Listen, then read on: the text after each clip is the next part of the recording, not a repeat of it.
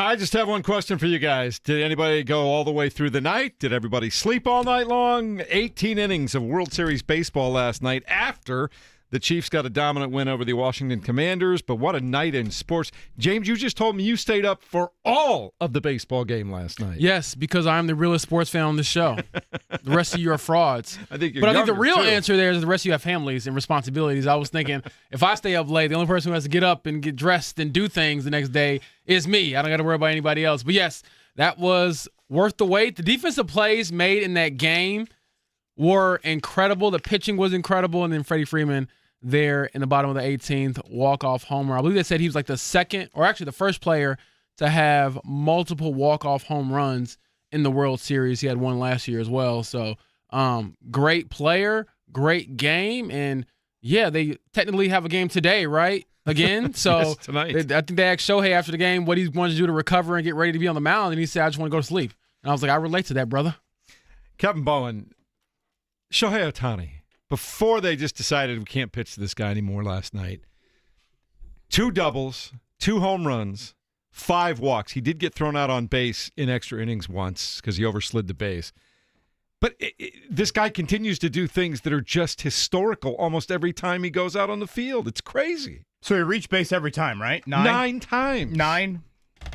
Is that pretty good? Yeah, I think, when we talk sports, like grand picture, it's like, all right, what do stars do on the grandest stage? I mean, how about the postseason Shohei Ohtani's had?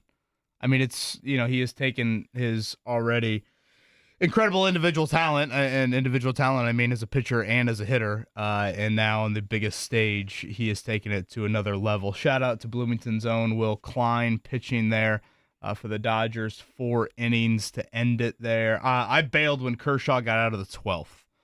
That was a pretty, I thought, pretty cool moment there for him to come in, get them out of a bases-loaded jam. So, yeah, it delivered last night, which was needed because Monday Night Football really didn't deliver. I went to bed after Shohei got thrown out at second. I'm like, okay, I'm going to bed. I need a nap.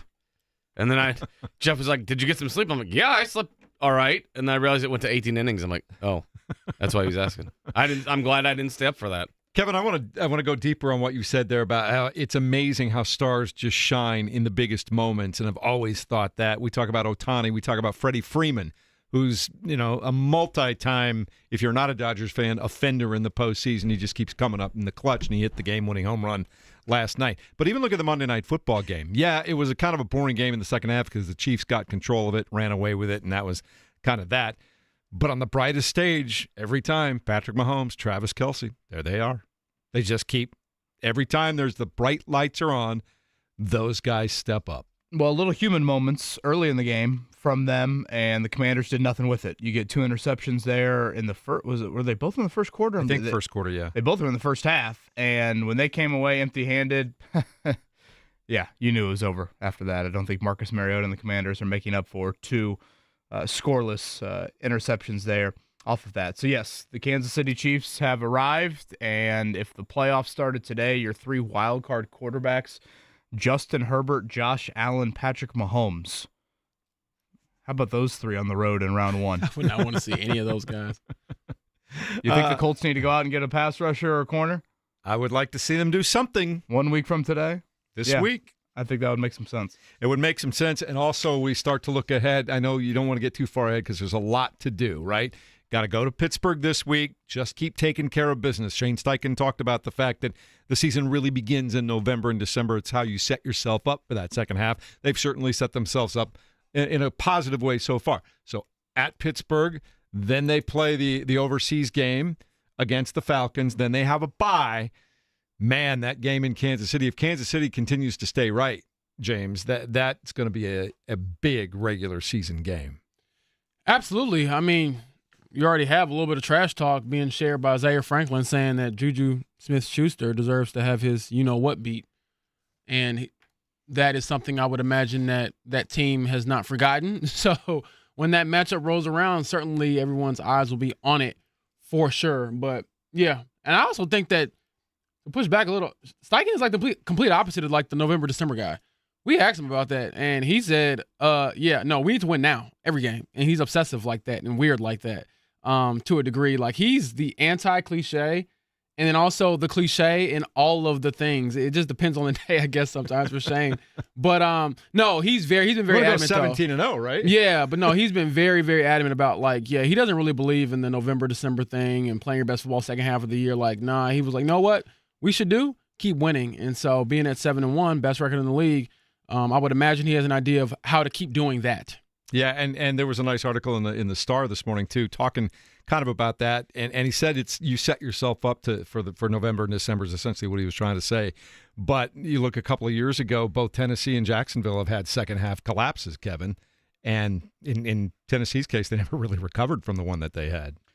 Yeah, and a lot of self-infliction, I would argue, on that aspect to it. But, yeah, the schedule definitely shifts. It shifts majorly in locations, atmosphere, 6 of your final 9 on the road, and I think definitely in competition, although Pittsburgh is reeling a bit, and their defense has really struggled, particularly their pass defense. So there's a reason why the Colts are a road favorite. I think a field goal favorite coming up on Sunday in a place that, as the Indianapolis Colts, they have only won once.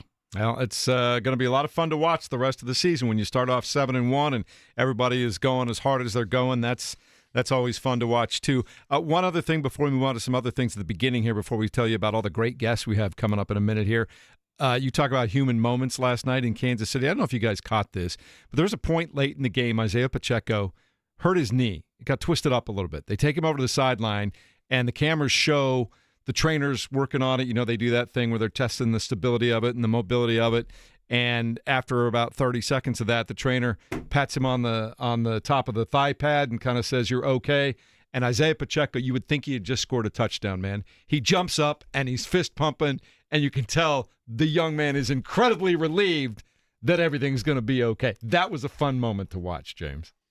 Yeah, I missed it, so I'll take your word for it. Like Kevin kind of said, I'm not gonna lie. I was all over last night. I was locked in with the World Series for a change. Yeah, it was fun to watch. Now, as far as guests are concerned, Doug Boles coming up at 7:45. They're already starting to think about next year's Indy 500 in the month of May, and he's going to share with us some of the new and different things that they've got going on there and why we should start getting excited about that right now. You guys will have a conversation as you do during the season every Tuesday with Rick Carlisle straight at 8 o'clock, even though the time zone's different, right, Kevin?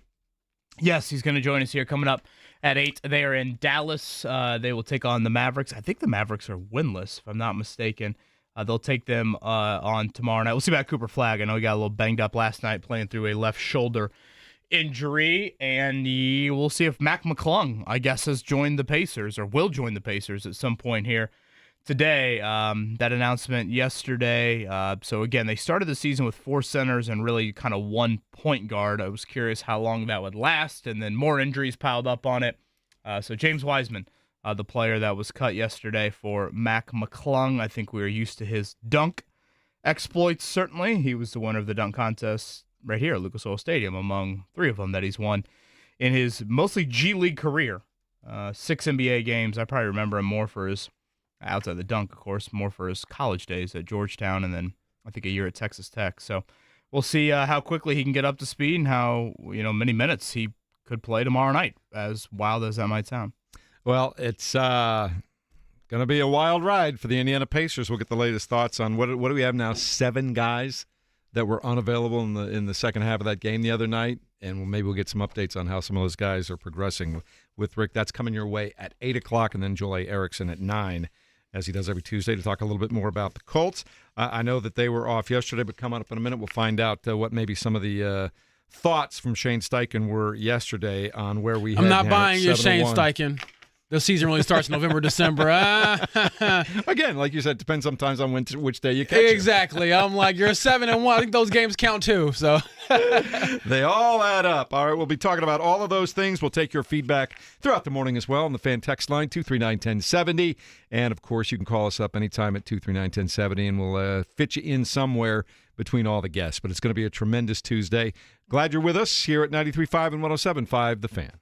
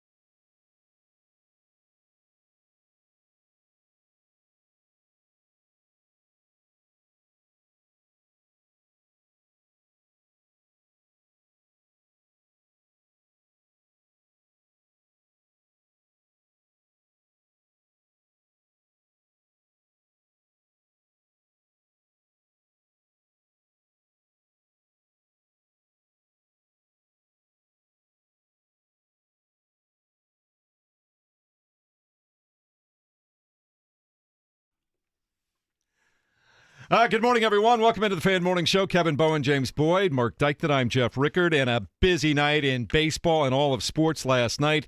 It's the World Series. The series tied at 1 game apiece. Shohei Ohtani already 4 extra base hits.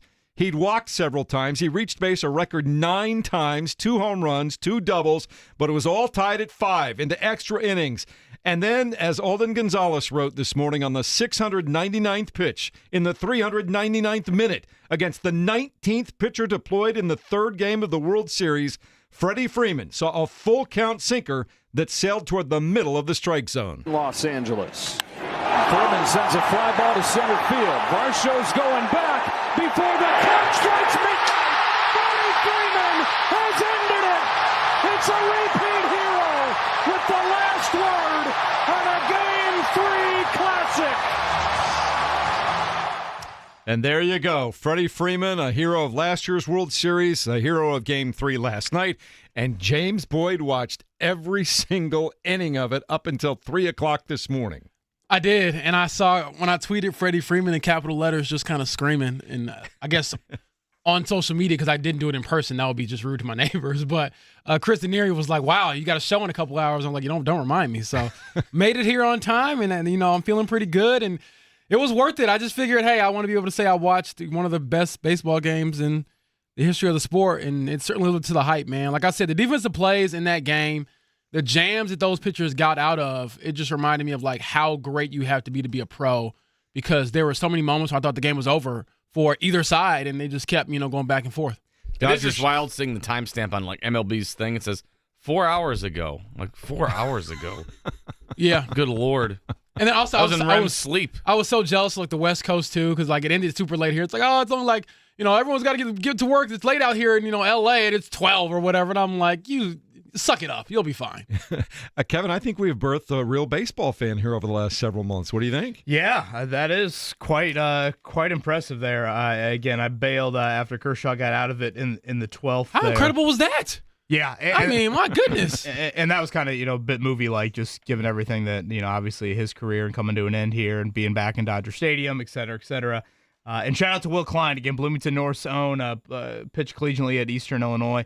4 innings, I believe just 1 hit for him allowed to, I guess, get the win for the Dodgers there, thanks to Freddie Freeman. 10 pitchers, a record for the World Series. The Dodgers used 10 pitchers last night, and had it gone to the 19th, Yoshinobu Yamamoto had walked up to Dave Roberts and said, I'll take this one. How about that? After throwing 100 pitches a couple nights ago? Says, I got 1 inning for you, Skip. How about that? That is pretty wild. All right, so Game 4 comes your way later on tonight after a 6-5 win in 18 for the Dodgers. 8 o'clock start, James Boyd, so take a nap today. I will. Get ready I certainly will. All right. Indianapolis Colts coming off a 7-1 record and a win on Sunday over the Tennessee Titans. They're getting a day off today. What did we learn, Kevin Bowen, at the facility yesterday from Shane Steichen? Well, Shane did clarify that no concussion protocol for Daniel Jones and Tyler Warren, which, again, considering how the Colts have had a few of these this season, and I would say kind of the violent nature, especially the Jones hit with his head slamming off the turf. Good sign there. Outside of that, I'd say a relatively quiet Monday for the Colts. They did swap out some practice squad defensive ends. So a week from the trade deadline, they continue to vet and work out veteran defensive ends in corner. So clearly they have some interest in that position, and we'll see if they do it in a more of a meaningful way at all here. Typically, and we saw the Titans and the Rams execute a trade yesterday. Typically, if NFL teams do make trades, they typically happen Monday and Tuesday in a given week, get that done before the practice schedule starts. So we'll see if we see anything around the league today. All right, so we will find out whether or not the Colts will bolster their lineup. Again, Sunday afternoon, 1 o'clock in Pittsburgh against the 4-3 Steelers, who are coming off a loss of their own last night on Monday Night Football. Kansas City Chiefs over the Washington Commanders, 28-7. A couple of miscues by Patrick Mahomes early, Kevin, but then he and Travis Kelce got it together, got on the same page. Both finished just 1 yard shy of milestones, I guess. Patrick Mahomes had 299 yards, 3 touchdowns. Travis Kelce, 6 receptions for 99 yards and a touchdown. And those guys, and Monday Night Football playoffs, they just have their own little thing going on, don't they? Again, Mahomes, Allen, and Herbert right now, those three quarterbacks, those three teams, all wild card teams in the AFC. If I gave you the three wild card teams, or if I gave you the rest of the conference, who would you take to represent the AFC in the Super Bowl? Right now, until I'm proven otherwise, I do like the Colts, but Kansas City still looks like if they get it together with all the health that they're getting back, Rashee Rice and some of the other players that are getting healthy, they're going to get better just by getting guys back through the second half of the season. Give me the rest of the conference, because at some point, the top dog can't be on top anymore. And that isn't just for Kansas City. I think the Bills are kind of vulnerable this year as well. So we'll see how it all shakes out, but it certainly makes for a little more drama, I think, because whenever you have those guys lined up across from you, I'm kind of leaving Herbert out of that category because he hasn't had the playoff success, but the other two, when those guys line up against you, no matter the game, no matter where you're playing, it could be on the moon, they've got a shot because they're that good. All right, Indiana Pacers get back on the floor tomorrow night against the Dallas Mavericks. They'll be looking for their first win of the year. They are 0-3 so far, 2 close losses and 1 blowout that they have suffered so far. But they have had to do it with beyond the mash unit, without 7 guys at one point in time in their loss the other night. But they made a move yesterday to try to at least help the backcourt a little bit, Kevin. Yeah, McClung, who I think most people will know him more as the dunk dude, who I guess comes up from the G League and wins a dunk contest seemingly every year. Won it inside of Lucas Oil Stadium a couple of years back. So, yeah, Pacers need guard help desperately, and we'll have Rick Carlisle on here in about 30 minutes or so and see exactly where McClung is at. Is he already in Dallas with the team? Can he practice today? How quickly can he get up to speed? Because if you looked at the sheer roster, I mean, there are plenty of minutes in the backcourt, depending on what the injury report's going to look like later today. So at some point, you had to figure that 4 centers was not going to last on this roster, and with McClung joining the team, James Wiseman was let go. He was the odd man out. McClung, James, former G League Rookie of the Year and one of their leading scorers, but he's never been able to quite make it up to the NBA and stick. So we'll see. He's probably just going to be reserve help, clearly, but let's see if he can maybe make a run at sticking on a roster, a multi-year non-guaranteed contract, I understand. Yeah, the first standard contract he's ever gotten, because a lot of times it's always been like 2-way deals and, G League contracts and stuff like that. I've seen the guy play. I'm very familiar with his game. Followed him basically since his high school career because he can dunk on anybody. He's like a legend out in Virginia. I want to say he passed Allen Iverson for like the all-time scoring when it comes to high school sports out there. But the catch is, can you be a pro? And he's very skilled, very talented player, but it's levels to this. The difference between being first team all G League the last couple of years versus being a rotational point guard in the NBA. All right. Anything else you guys want to throw in before we head to break here and tell you about a busy day with guests? Yeah, Kurt Signetti did update Aiden Fisher's status, said that everything seemed to check out with that. The star linebacker for Indiana exited early after his touchdown on Saturday there, listed him as probable for this upcoming week's game with Maryland. So Indiana appears to have avoided potentially a big injury there with one of their best players. It's fun to watch that young man play. Doug Boles coming up in about 20 minutes from now. The man who's in charge of the Speedway, or at least the guy that is on the grounds walking around and making things go, is going to join us at 7:45.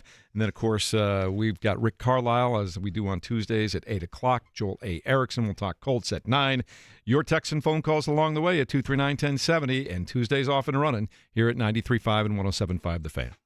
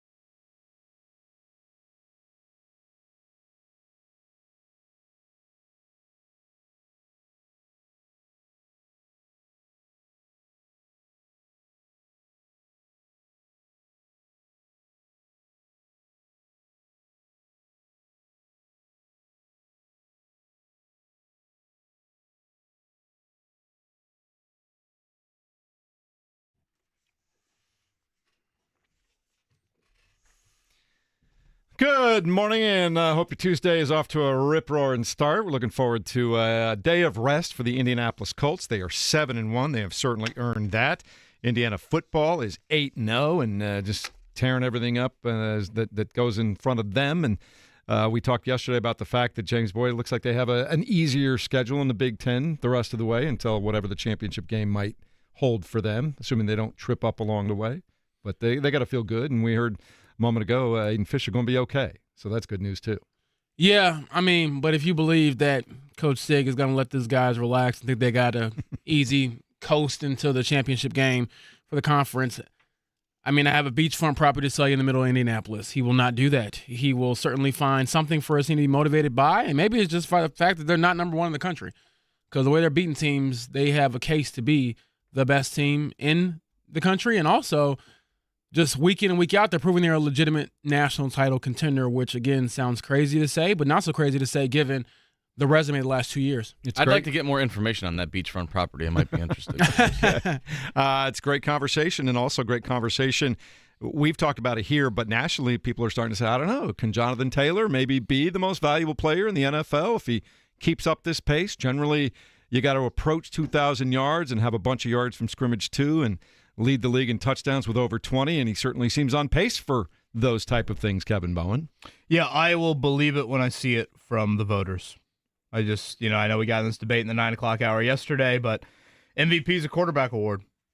It's not a best player. You got to get out there and campaign then. Not a best player in the NFL. You go back to when Taylor led the league in rushing in 21 and had whatever he had, 18, 19 touchdowns. He didn't get a single MVP vote.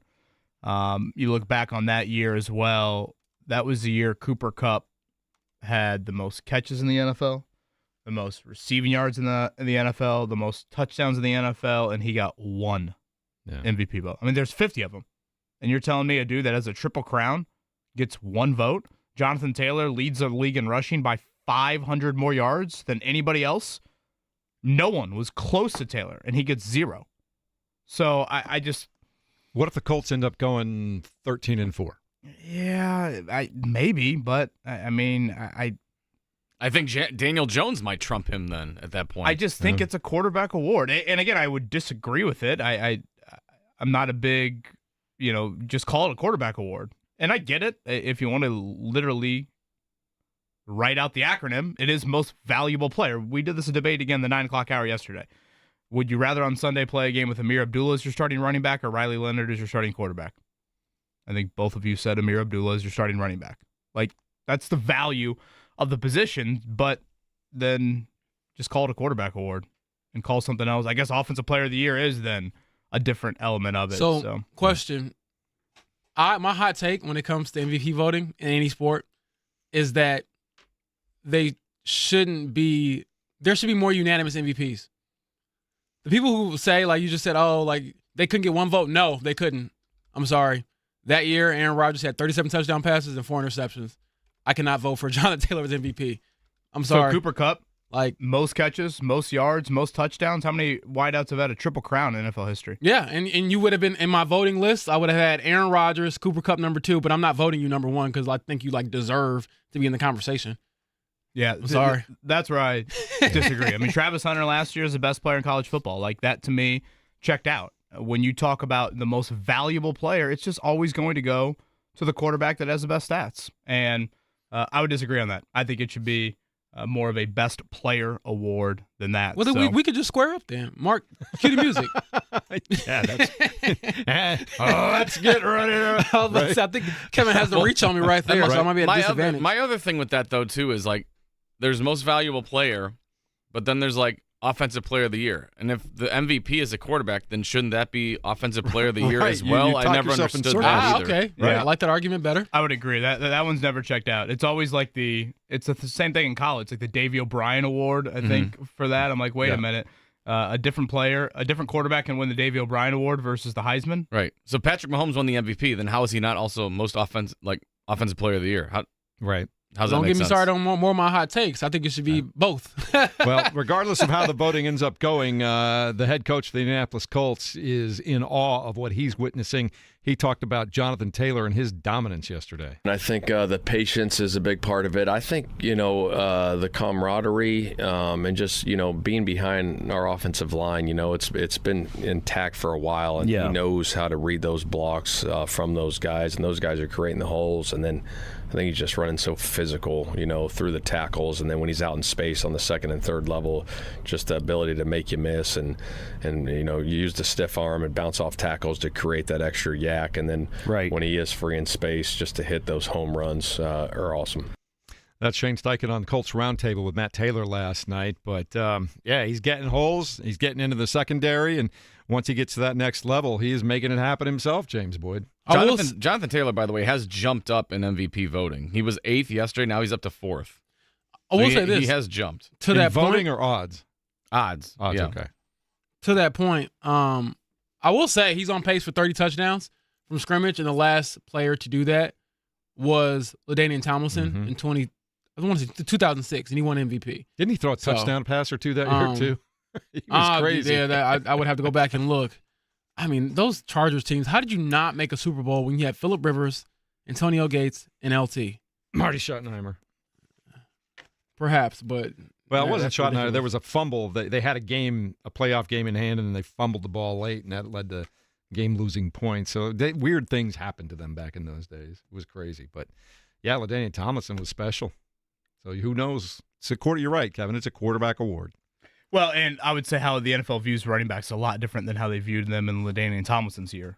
Absolutely. Even Adrian Peterson is our last MVP. Do you know what's crazy? They had back-to-back 2012. MVPs at running back. 2005, Sean Alexander, then LaDainian Tomlinson. Then they had a gap. I think it might have been Adrian Peterson in 2012, and no one since then. Yeah, So it's I a lot agree. different. Derrick Henry, I think, had some really MVP type of, or again, best player type of seasons, and obviously he hasn't won one since. So, great argument, great problem to have, and the Colts have definitely two players that have played at an exceptionally high level this season. But I will hold my breath and wait and see because typically it's a quarterback award. So the next time you guys get a chance to talk to Shane Steichen, what are you interested in finding out more than anything at this point in time right now? Not that he'd share necessarily, but what do you want to ask him? What do you want to talk to him about? I don't know. I just talked to him yesterday. I'll figure that out tomorrow, I guess. You get more than an hour and a half of sleep. Yeah. I mean, it's not really much to ask the guy at this point. A lot of it has to do with health and where guys are at. Perhaps Jalen Jones, will he be available this week for that Pittsburgh game as a cornerback? You probably need him against a guy like Aaron Rodgers, but there's not a lot of groundbreaking questions that any of us I think are asking Shane Steichen at this point. It's like the SNL sketch with Chris Farley interviewing Paul McCartney. He's like, "Do you remember when you were at the Beatles? That was awesome." It's like, remember when Jonathan Taylor had that 80-yard touchdown? That was awesome. I know. It's like what you're at It's with question-wise. Yeah, I think today it is, do we see any trades?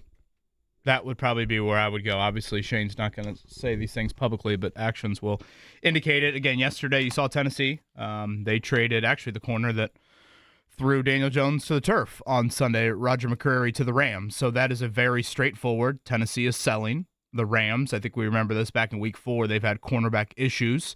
They are buying.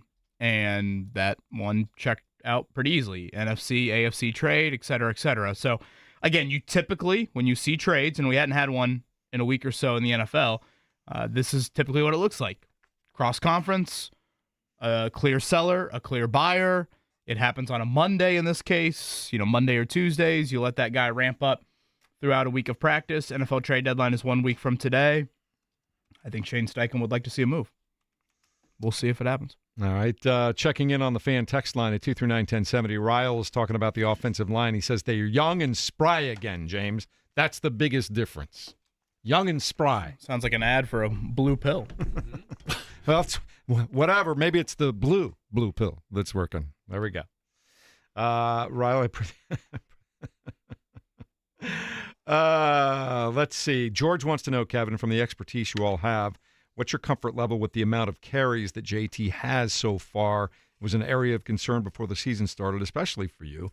And thoughts on that? Yeah, I wouldn't mind, just the little tone it back of it. I think we get into this running back debate a whole lot of, Notre Dame fans are feeling it right now with Jeremiah Love. Yeah, you would love to see a Heisman campaign, and I'm sure Colts fans would love to see Jonathan Taylor win an MVP award, but you'd much rather have him for 17 games.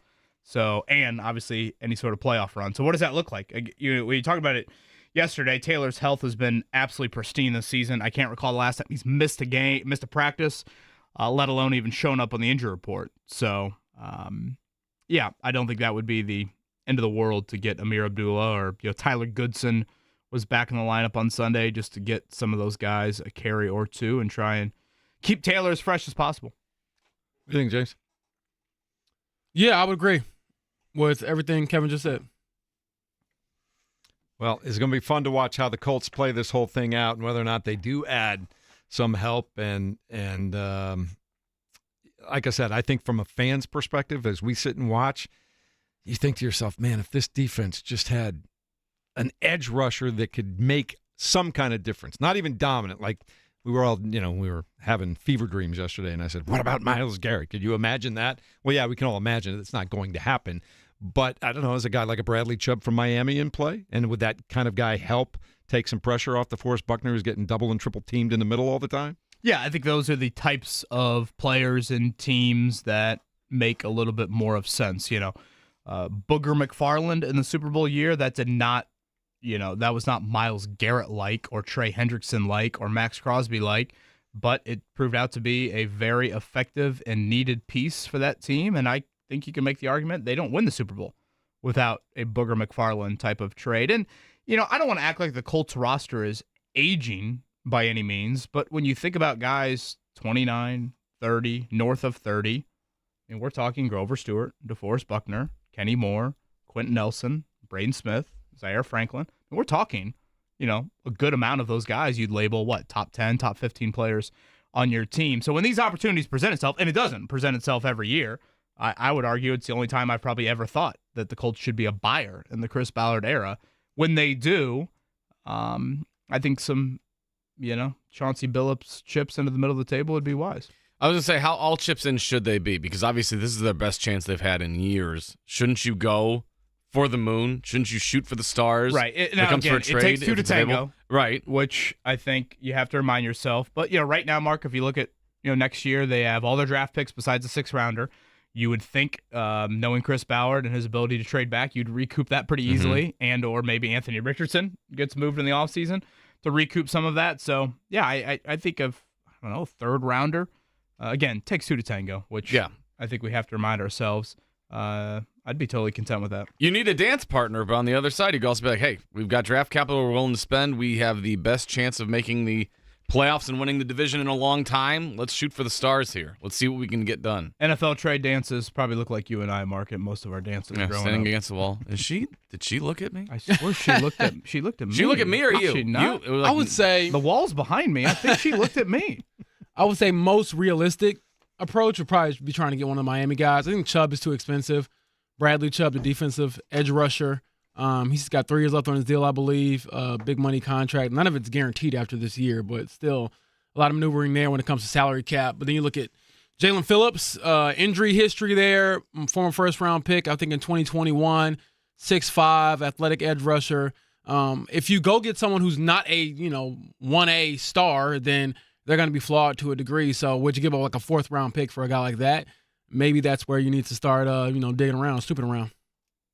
All right, we'll see what the Colts decide to do. Coming up in a few minutes here, we hope to talk to Doug Boles, who's going to join us from the Speedway. I know they want to get a jump on starting to sell tickets and talk about some of the things that they have going up there. That's one thing about the Speedway, Kevin, and we know this. They never rest. I don't think Doug Boles ever rests. I think his mind is churning, and there's got to be something going on and something new and something different almost every day. It's crazy the speed with which that man works and the energy that he has all the time. No one like him. So looking forward to hopefully talking to him coming up in a few minutes. As far as the Pacers are concerned, you're just joining us. They did make one move yesterday. McClung signed for backcourt help amidst all the injuries. They cut one of 4 centers they had kept. James Wiseman is no longer with the team. Yeah, he was the odd man out when it comes to that 4-man center by committee approach. He was the only center, I believe, of the 4 who did not play in every single game. So when you get a new guard in there, it kind of was the writing was on the wall to move on from James Wiseman. All right, and emerging from the green room now is the Doug Boles, the aforementioned man over at the Indianapolis Motor Speedway. Good Tuesday morning, Doug. Welcome to the show, and we are always happy to talk to you. How are things going in the quote-unquote off-season?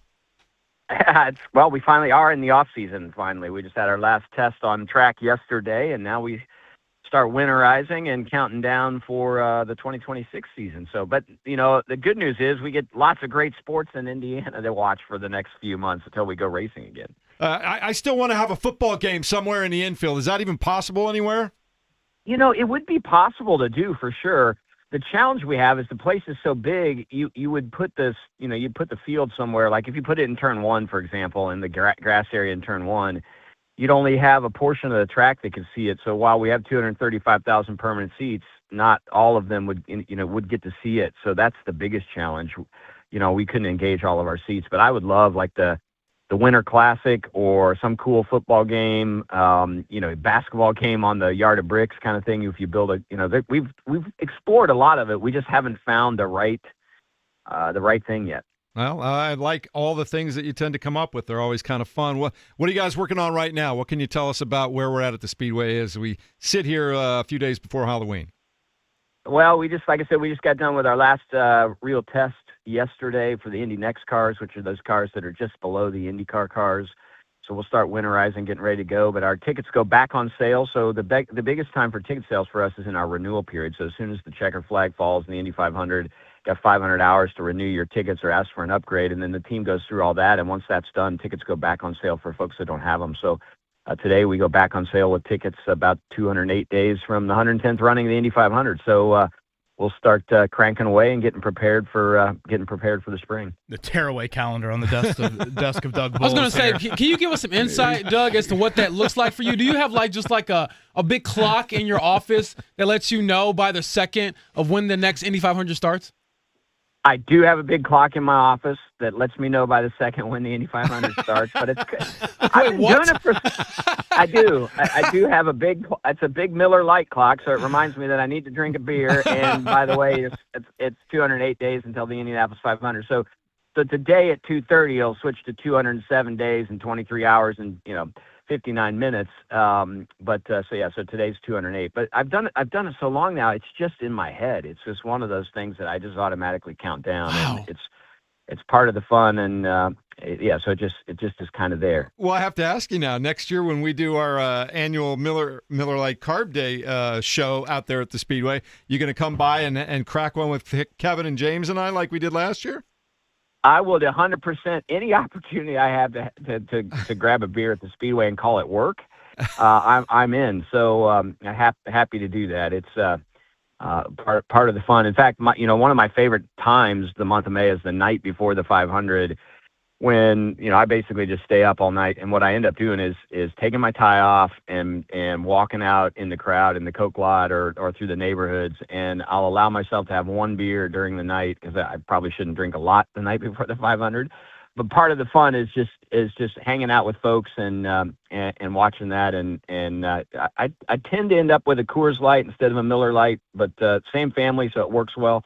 But that's kind of where I am. But happy to share a beer with you guys. I think you and John maybe cheers last year in the Coke lot the night before the race. The great Doug Boles with us here on the Payless Liquors Hotline. Doug, I think it's our first conversation since the news of Fox, buying I guess a chunk of IndyCar and IMS. What do you envision as different? What will that financial backing from your TV partner, which is super unique in any sport, what will that do for you guys maybe as early as 2026? Well, I think the biggest thing is it's sort of an endorsement that they see a lot of upside in the IndyCar series as we go forward. For them to invest in it, they obviously saw what we see, which is a lot of upside and a lot of great things on the horizon. So that's kind of the biggest thing for me, is just that endorsement from them. But secondarily, I mean, we saw it last year, just the investment that they make, and they did it this past weekend during the IU game, having Alex Palou down and really talking about the Indy 500. So leveraging a lot of their other sports properties to really help grow the Indy 500 and the series. And then having some of the Fox creative folks, Eric Shanks being one, on our board, really helping us think through how do we just continue to invest more in the promotional side and grow the sport. I think that's where we're going to see the biggest value. And in fact, I sent a long note yesterday to Eric on some of my thoughts in terms of what are the pillars that we really should be growing the series around, and how do we get after it, and how can we engage their help to get there. So those are, I mean, that's really what I think we'll see is just some of the brain power that they bring along with it. And then, like I said, it's just a great endorsement that somebody else sees the value in the IndyCar series and the upside that we have over the next few years. Any clarity from a third party, race control? Obviously, we had all the inspection kind of drama from last year. Any clarity on that? Yeah, I think where we're going to end up with that is we're going to end up having to really roll that announcement out here in the next couple of weeks. We've gone through a lot of different options of ways to get our officiating independent, and independent in the sense that it just removes any optics challenges of the owner of the series and the owner of the speedway actually owning a team that competes in it. So we have to build that firewall that allows the series and the fans and our partners to feel comfortable that all decisions that are being made are not being made in a way that are benefiting the owner of the organization. So we've had several options that we've looked through. I think we've narrowed it down to a couple right now. We had a long meeting yesterday about really going through the pros and cons of both. So I think we're going to get to a situation in the next couple of weeks where we'll be rolling that out with the teams and then ultimately rolling that out to the fans. But we're definitely committed to independent officiating beginning in 2026. Doug, you got caught being a nice guy again. I got a story from a listener this morning. What'd I do? Says great story about Doug. We were at the recent sports car race at IMS. Doug was driving around in his vintage 1920s race car.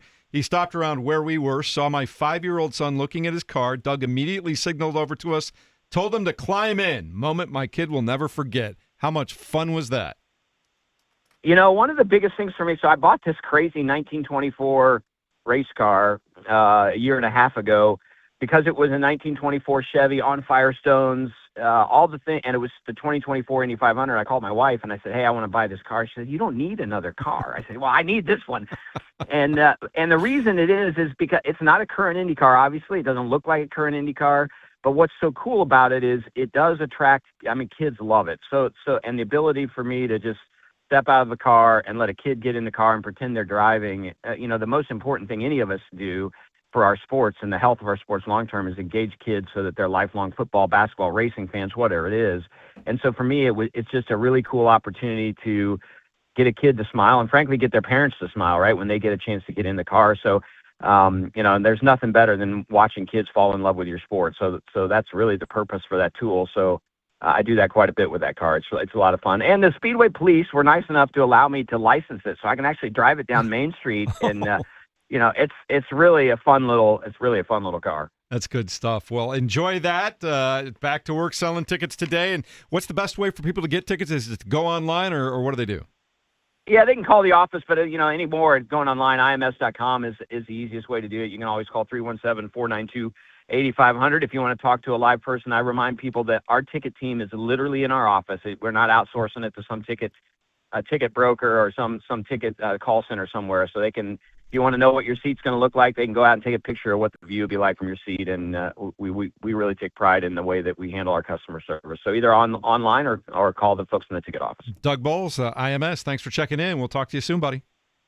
No problem, guys. Take care. Thanks. All right, from Doug Boles to the head coach of the Indiana Pacers and Rick Carlisle coming up next at 93.5 and 107.5 The Fan.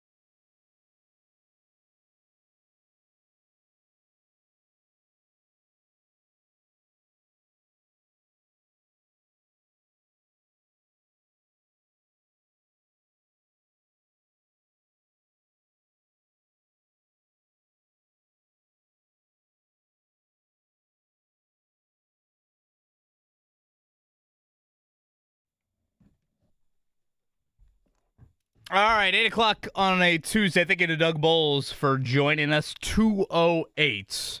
That is the number away from next year's running, 208 days away from the Indianapolis 500. So always enjoy our chats with Doug Boles. He's usually courtside. I see him quite often at Pacer games. Rick Carlisle scheduled to join us here in a few. They are in Dallas. Have you watched any Cooper Flagg this year, James? So I got a little banged up last night, but played through the shoulder injury.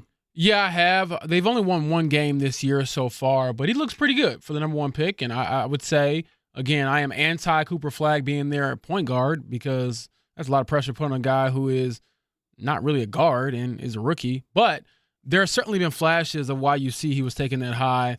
The defensive versatility, athleticism. He had a poster dunk the other night in one of those games. And so been very impressed with him so far. And I think the Mavs look a lot better when they get Kyrie Irving back. And so for the Pacers' purposes, they're probably a little relieved that they won't have to see Kyrie Irving here tomorrow night in Dallas.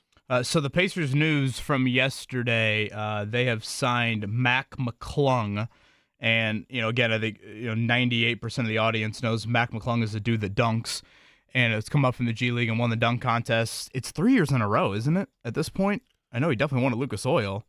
I know it's 3 overall. I'm not sure if it's 3 in a row, but I do think that he's done doing that. I think he wants to try to focus on being a legit basketball player, and this will be his not first real opportunity to do so, but I would say probably the biggest opportunity to actually play meaningful minutes in the NBA. And again, he got buckets in the G League. I mean, averaged about 20 a game and was a double-digit scorer in college in the Big East, and then you are correct, by the way, 3 times in a row. In the Big 12 after him. So again, the Pacers just need help right now in the backcourt. I mean, it is dire where their health situation is at, and they've got a back-to-back coming up this weekend. They go out west here for a trip as well. So just purely from an available body minute standpoint, I am curious if the fact that they've made this move is that an indicator of Andrew Nembhard and or Benedict Mathurin missing a little bit more time. We haven't gotten updates on that, so I think that would be a question that is on my mind as well. Absolutely, because if you're without them, I think this kind of explains why you made the move for McClung in the first place. And I guess the question we can definitely throw at Rick when we get him on the air here is just, what stands out to you about his game and perhaps why do you think you can get a little bit more out of him than what we've seen so far as his NBA ranks have gone. So that's the tough part about this situation that they're in when it comes to the Pacers is you look so much different than you were last year. And on top of not having Tyrese Haliburton, you're down so many players already. I mean, thank God that Quentin Jackson looks like he'll be back in the lineup and it will be okay. But, yeah, tough sledding so far. Yeah, I mean, I said this during yesterday's show. The fact that, I'm watching Saturday night, game 2, a first quarter lineup is Ray J. Dennis and Talon Peter. I mean, that's a Noblesville boom lineup out there. And then Peter gets hurt later in the game. So, it's kind of amazing that that's the state of where things are at right now. So, hoping to chat with Rick Carlisle here on Tuesday mornings, and we'll certainly keep you posted on where the Pacers are at from an injury report standpoint, as they are in Dallas, scheduled to have a practice later today, and then they will take on the Mavericks coming up tomorrow. One of, I want to say it's 4 or 5 winless teams. Actually, have quite a few winless teams still in the league. NFL trade deadline is 1 week from today. Again, Colts and Steelers coming up on Sunday. We did get a question in here. I think it's kind of a decent thought of would the fact that the Colts are traveling to Germany increase the likelihood of you wanting to do a trade this week? I thought that was interesting. Yeah. Next week. James, correct me if I'm wrong. I don't believe the team is leaving until Thursday, right? Next Thursday after practice? Yeah, I believe it's Thursday after practice. I think the thought with that is if you were leaving, I don't think we see a lot of teams do this internationally anymore, but some of them used to leave the Monday of that game's week. And I don't think, again, a lot of teams still do that really anymore. But if you were to do that, then obviously that would impact where you're at from a trade deadline, a passport standpoint, as crazy as all that sounds. But the fact that you're not leaving till next Thursday after practice, you could still make a trade on Monday the 3rd or even Tuesday the 4th, get that guy in your own building, practice Wednesday, practice Thursday, then he would fly out with the team. So I think it's a decent thought, but I don't think the international trip upcoming has really anything to do with maybe how urgent you want to be. No, I don't think so. And I also think that deadlines kind of spur actions when it comes to the trade deadline. It reminds me of, all of us have done the whole college experience, at least in this room. And when you get down to like finals week and okay, I have this project due, I have this test to take, I should probably be doing some stuff to, prep for that a couple weeks in advance. And if you're anything like me, you didn't do that. You waited to the last possible minute to get something done. So I would think if the Colts were to make an in-season trade, which doesn't or hasn't happened very often during the Chris Ballard era, and actually just once during the Chris Ballard era, it would be probably closer to the deadline than I would think the opposite. Just because and also I think it gives you a little sense of the landscape of the league and what other teams are doing, and perhaps that can change what you're willing to do as well, because we all know some moves can have a little bit of a domino effect on others. Yeah, and right now, and I know, James, I think you wrote something for The Athletic, recently on, the urgency to make a trade. I posted something earlier today on 1075thefan.com. And so, when you think about where they're at right now from a pass defense standpoint, if you look at dating back to that game against the Rams against Matthew Stafford, right now, the Colts, in this 5-game stretch, they've allowed the most passing yards of any team in the NFL through a 5-game stretch this season. And, again, if you look at where the playoff standings are at right now, your wild card quarterbacks are Josh Allen, Justin Herbert, Patrick Mahomes. And as much as I think the Colts offense is almost bulletproof from a scoring standpoint, I would be a little nervous in a shootout right now, toe-to-toe against quarterbacks that have won in the postseason, in your controlled environment as well. I actually think, when you're facing some of these teams like, pass-happy quarterbacks, it would almost be better if the games were outdoors. Sometimes you don't see these prolific numbers in the postseason from some of these guys. The fact that they'd likely be playing in your own building, obviously you'd have a home field advantage in the environment, but, you get into some back and forth, and all of a sudden you settle for 1 or 2 field goals, and that could be the difference. And so right you're now, saying leave the roof open for Justin Herbert? I don't think it'd be the end of the world. But I think that just kind of adds to where I'm at. If you look at the quarterbacks you faced over the last 5 games, yes, Stafford is in there, Herbert is in there, but so is Brissett, so is Cam Ward, so is, I think, Geno Smith maybe was the other quarterback you faced. That's not the pathway that you would have in the month of January. I think that kind of adds to the urgency for me in making a deal before Tuesday's deadline. So to flip this question or this situation a little bit, how much do you believe in the Colts offense on a scale of 1 to 10? And then within that, how much do you believe in Daniel Jones on a scale of 1 to 10? Because that's the question I've been asking myself, as far as like how all in do you need to be? Because to me, obviously the offense is the strength of this team, but Daniel Jones, it'll come down to him having the football and you trusting that what you're seeing is for real. Like, he's not going to regress so much so to the point where you're questioning, is he a starting quarterback again? So where are you at, scale of 1 to 10 on Daniel Jones? Yeah, I think you have a ton of belief right now in where the Colts are at from an offensive standpoint. And is it for real though? Because that and I say this not as a knock on Daniel Jones, but like I would imagine Colts fans are like, should I really get my hopes up? I've kind of been teased over the last couple of years being close or feeling like we're, a little bit there. And this year is different because they're 7-1. But like, is it okay to, step out there a little bit? Yeah, it's funny because I went on with Hammer Nigel yesterday afternoon. I go on with him every Monday. And Nigel asked me a question of, have they passed all the tests? And I thought that was kind of an interesting way to ask it. I think my answer to that is no, but I also sit here and don't think for 1 second that means that all the tests that have been presented to themselves so far, they haven't passed with valedictorian type colors. Okay. Because they have. But, there's only so many tests you can pass before Halloween. Like, that's just how the NFL schedule works, because, at Arrowhead and at Seattle and even at Pittsburgh, for example, those tests haven't really been presented. I mean, look at the 3 road environments that you've played in. James, you were out in L.A. Yeah. I would not consider those hostile. Nah, not really. I would consider Tennessee a party, and largely a visiting party more than anything with that. So, a lot of Colts blue. Again, some of these newer tests are about to step up. And, Daniel Jones has won a playoff game, so I don't want to act like it's foreign. But, proving yourself in the month of January is a different animal. So, I don't know. 1 to 10 scale so far. I mean, the offense has been, again, bulletproof. It's been an absolute 10. The Jones belief, it's certainly higher than I thought I would be saying 2 months into the season. But if you're going to make me bet on other AFC quarterbacks, yeah, I'm probably betting on other AFC quarterbacks, and I'm going to have to see it in the month of January. And I just think that's the reality of that playoff football. That's a good problem to have, though, man. Oh, it's a great problem to have. I mean, you just saying that right now sort of validates how crazy of a turnaround it's truly been for this team. It is a great problem to have. Yeah, I mean, there is zero I mean, doubting barring that. a epic collapse, they're on track to make the playoffs for the first time since 2020 to win their first division title since 2014.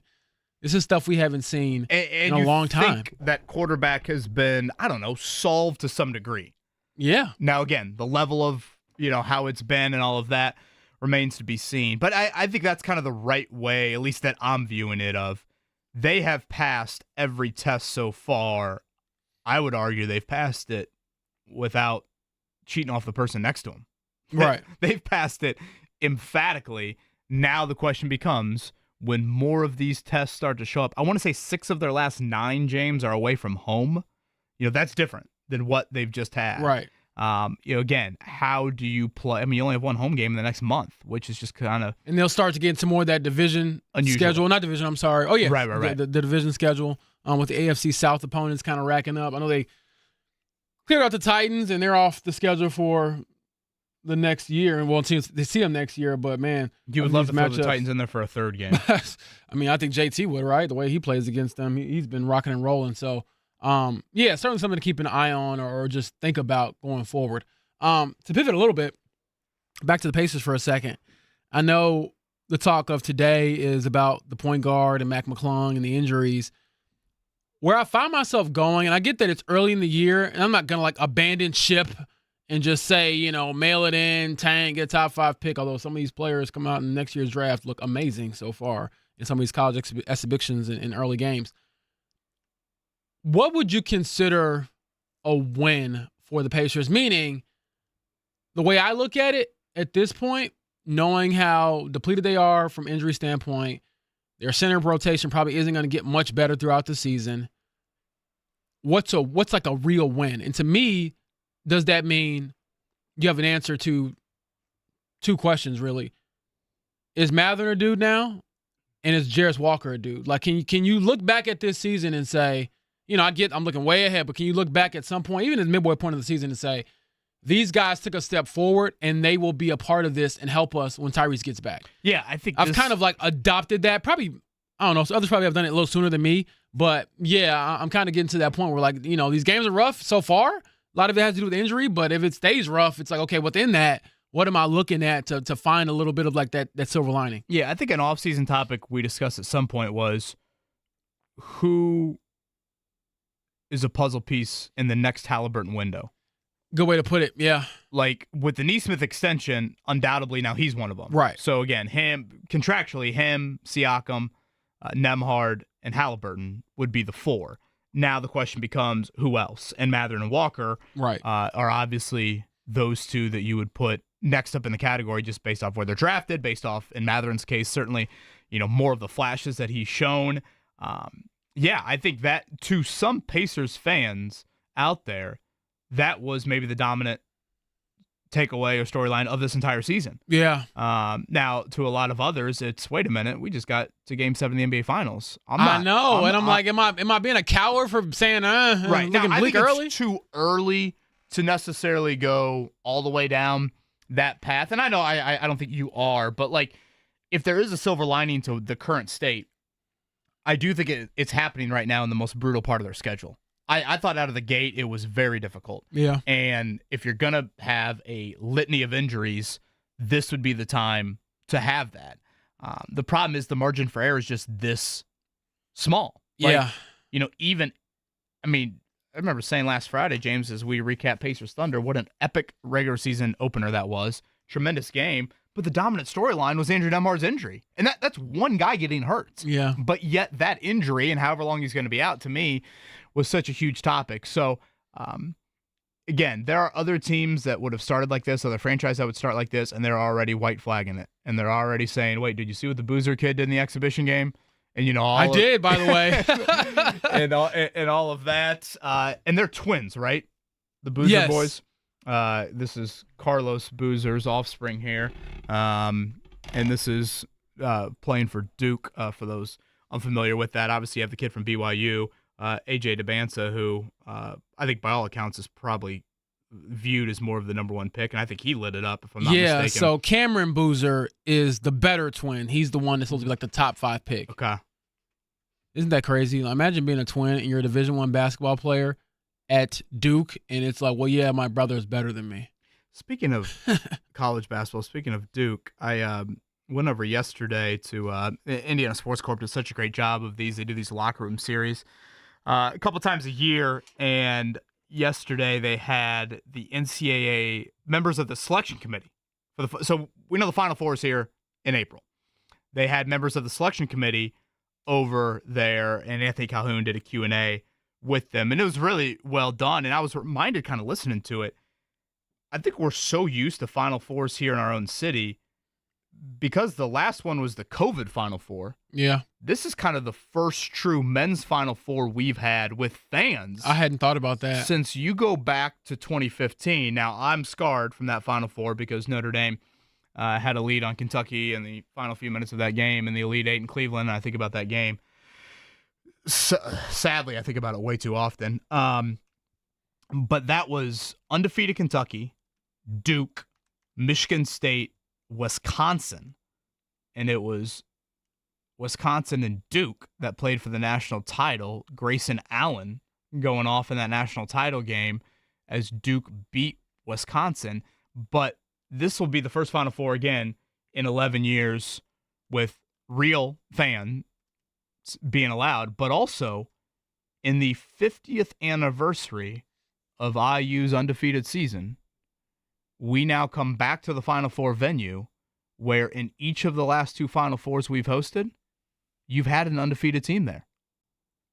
Kentucky was undefeated in 2015, and Gonzaga was undefeated back in 2020, and Jalen Suggs hits the shot to keep that dream alive. Oh, and then they get like crushed in like the final or something. And then Baylor just pummeled them in the championship game. I remember that. But I had not tied all of that together. And Dan Gavitt does an unbelievable job in providing some of this info, and I think he'd be a great guest to have on as we get closer to NCAA tournament time. Quinn Buckner on to talk about that season right. at IU. And look back on that IU season. But yeah, it was a fun little Q&A. They had Greg Byrne, the Alabama AD, up there the whole time he was up there. I thought to myself, gosh, how lucky is he that he's not the LSU AD, where he signs up for the NCAA men's basketball selection committee, and here he is having to look for a new coach. But Byrne mentioned specifically how he holds the criteria of non-conference schedule in really high regard. And they have Purdue. Them and Purdue did the home and home. That was a great game in West Lafayette last year where C.J. Cox went off in the second half and had a big flurry there. And now Purdue will go down there, and they faced each other up in Toronto a couple years ago with Zach Edey. So it was interesting to kind of hear some of the criteria. And I do think from a non-conference schedule, again, Purdue's always done this. They have, I think it's 6 marquee games on their non-conference schedule. This year it's Iowa State. It's the Indy Classic here with Auburn. I think it's Marquette as well. I didn't think Mike Woodson had done that lately at Indiana, but I think Darren DeVries starting to get back there. Not to the degree that Purdue is, which I get it. When you're preseason ranked number 1, you probably want to throw even more of those tests at your team. But Indiana's got a little bit more of that this year. They have Marquette in the United Center. They've got Louisville here in Gainbridge Fieldhouse. The Kentucky series is starting back up. So I just found that interesting. And it honestly got me thinking, James, I can't wait for the Final Four. You're certainly getting ahead of yourself there for sure. We got to get through like the college football playoff and the NFL playoffs, but yes, the Final Four Halloween. Yeah, that too. Not even as through well. October. Have you guys gotten your costumes yet? Can you share or no? Are the kids listening? Mark is here comparing Halloween. I got to get through Halloween. I got to get through all the candy. You know what? That was the most parent thing you probably said in a while, Mark. It's what candy can I take out of their bucket and put in mine? I was annoyed because I went to the mall yesterday because I was getting my glasses fixed. I was like, oh, what the hell's going on? All these Christmas trees are up already. We're not even Halloween yet. Let's get I through was October. going to the mall, which first I of know, all, I haven't been to a mall young in people probably- don't even do that. I haven't been to a mall in and years. then to get my glasses fixed, which also, are you 60? No, Warby Parker has a very limited, like, in-person But I'm with you, brother. area. I so see I I had got to my go specs there. on today too. But yeah, getting back to your point, Kevin, I would agree. I'm looking forward to just that environment, and honestly, I think in all seriousness, I'm trying to tell myself, like, look, I know you cover sports, but when these opportunities kind of come to your city, you probably should take an opportunity to try to experience it as a fan, because I just haven't done that a lot of my life. So I'm very much looking forward to having the opportunity, hopefully, to get in the building for a Final Four game. I don't care who's playing, just to be around that energy, because that'll be certainly something to check off the bucket list, I think. Mark, to support you and the old man comments that you've uttered here in the last 90 seconds, Halloween weather looks outstanding for Friday. Yes, it does. Based off what we've had. Precipitation extremely low. Yeah. And we're talking a high of 57. Well, Mark will be able to see great. He's got his glasses fixed. Yep. So sign me up. My knee won't be acting up because the cold weather blows in. I was going to the mall. Do you I need saw, my Theragun? Yes, I'll take one. We Okay. have one at home, but I'll take another All one. right. Okay. But yeah, I was on the way to the mall and I saw Kevin's mug staring at me from a billboard. I'm like, I can't escape this, boy, man. I'm sorry. The commercial was on Monday Night Football last night. I was like, oh boy, here we go. Hoping to get Rick Carlisle again. They're on Central Time Zone, so I'm sure probably a little bit of a early morning there. Pacers and Mavs coming up tomorrow. Let's go ahead with a morning check down.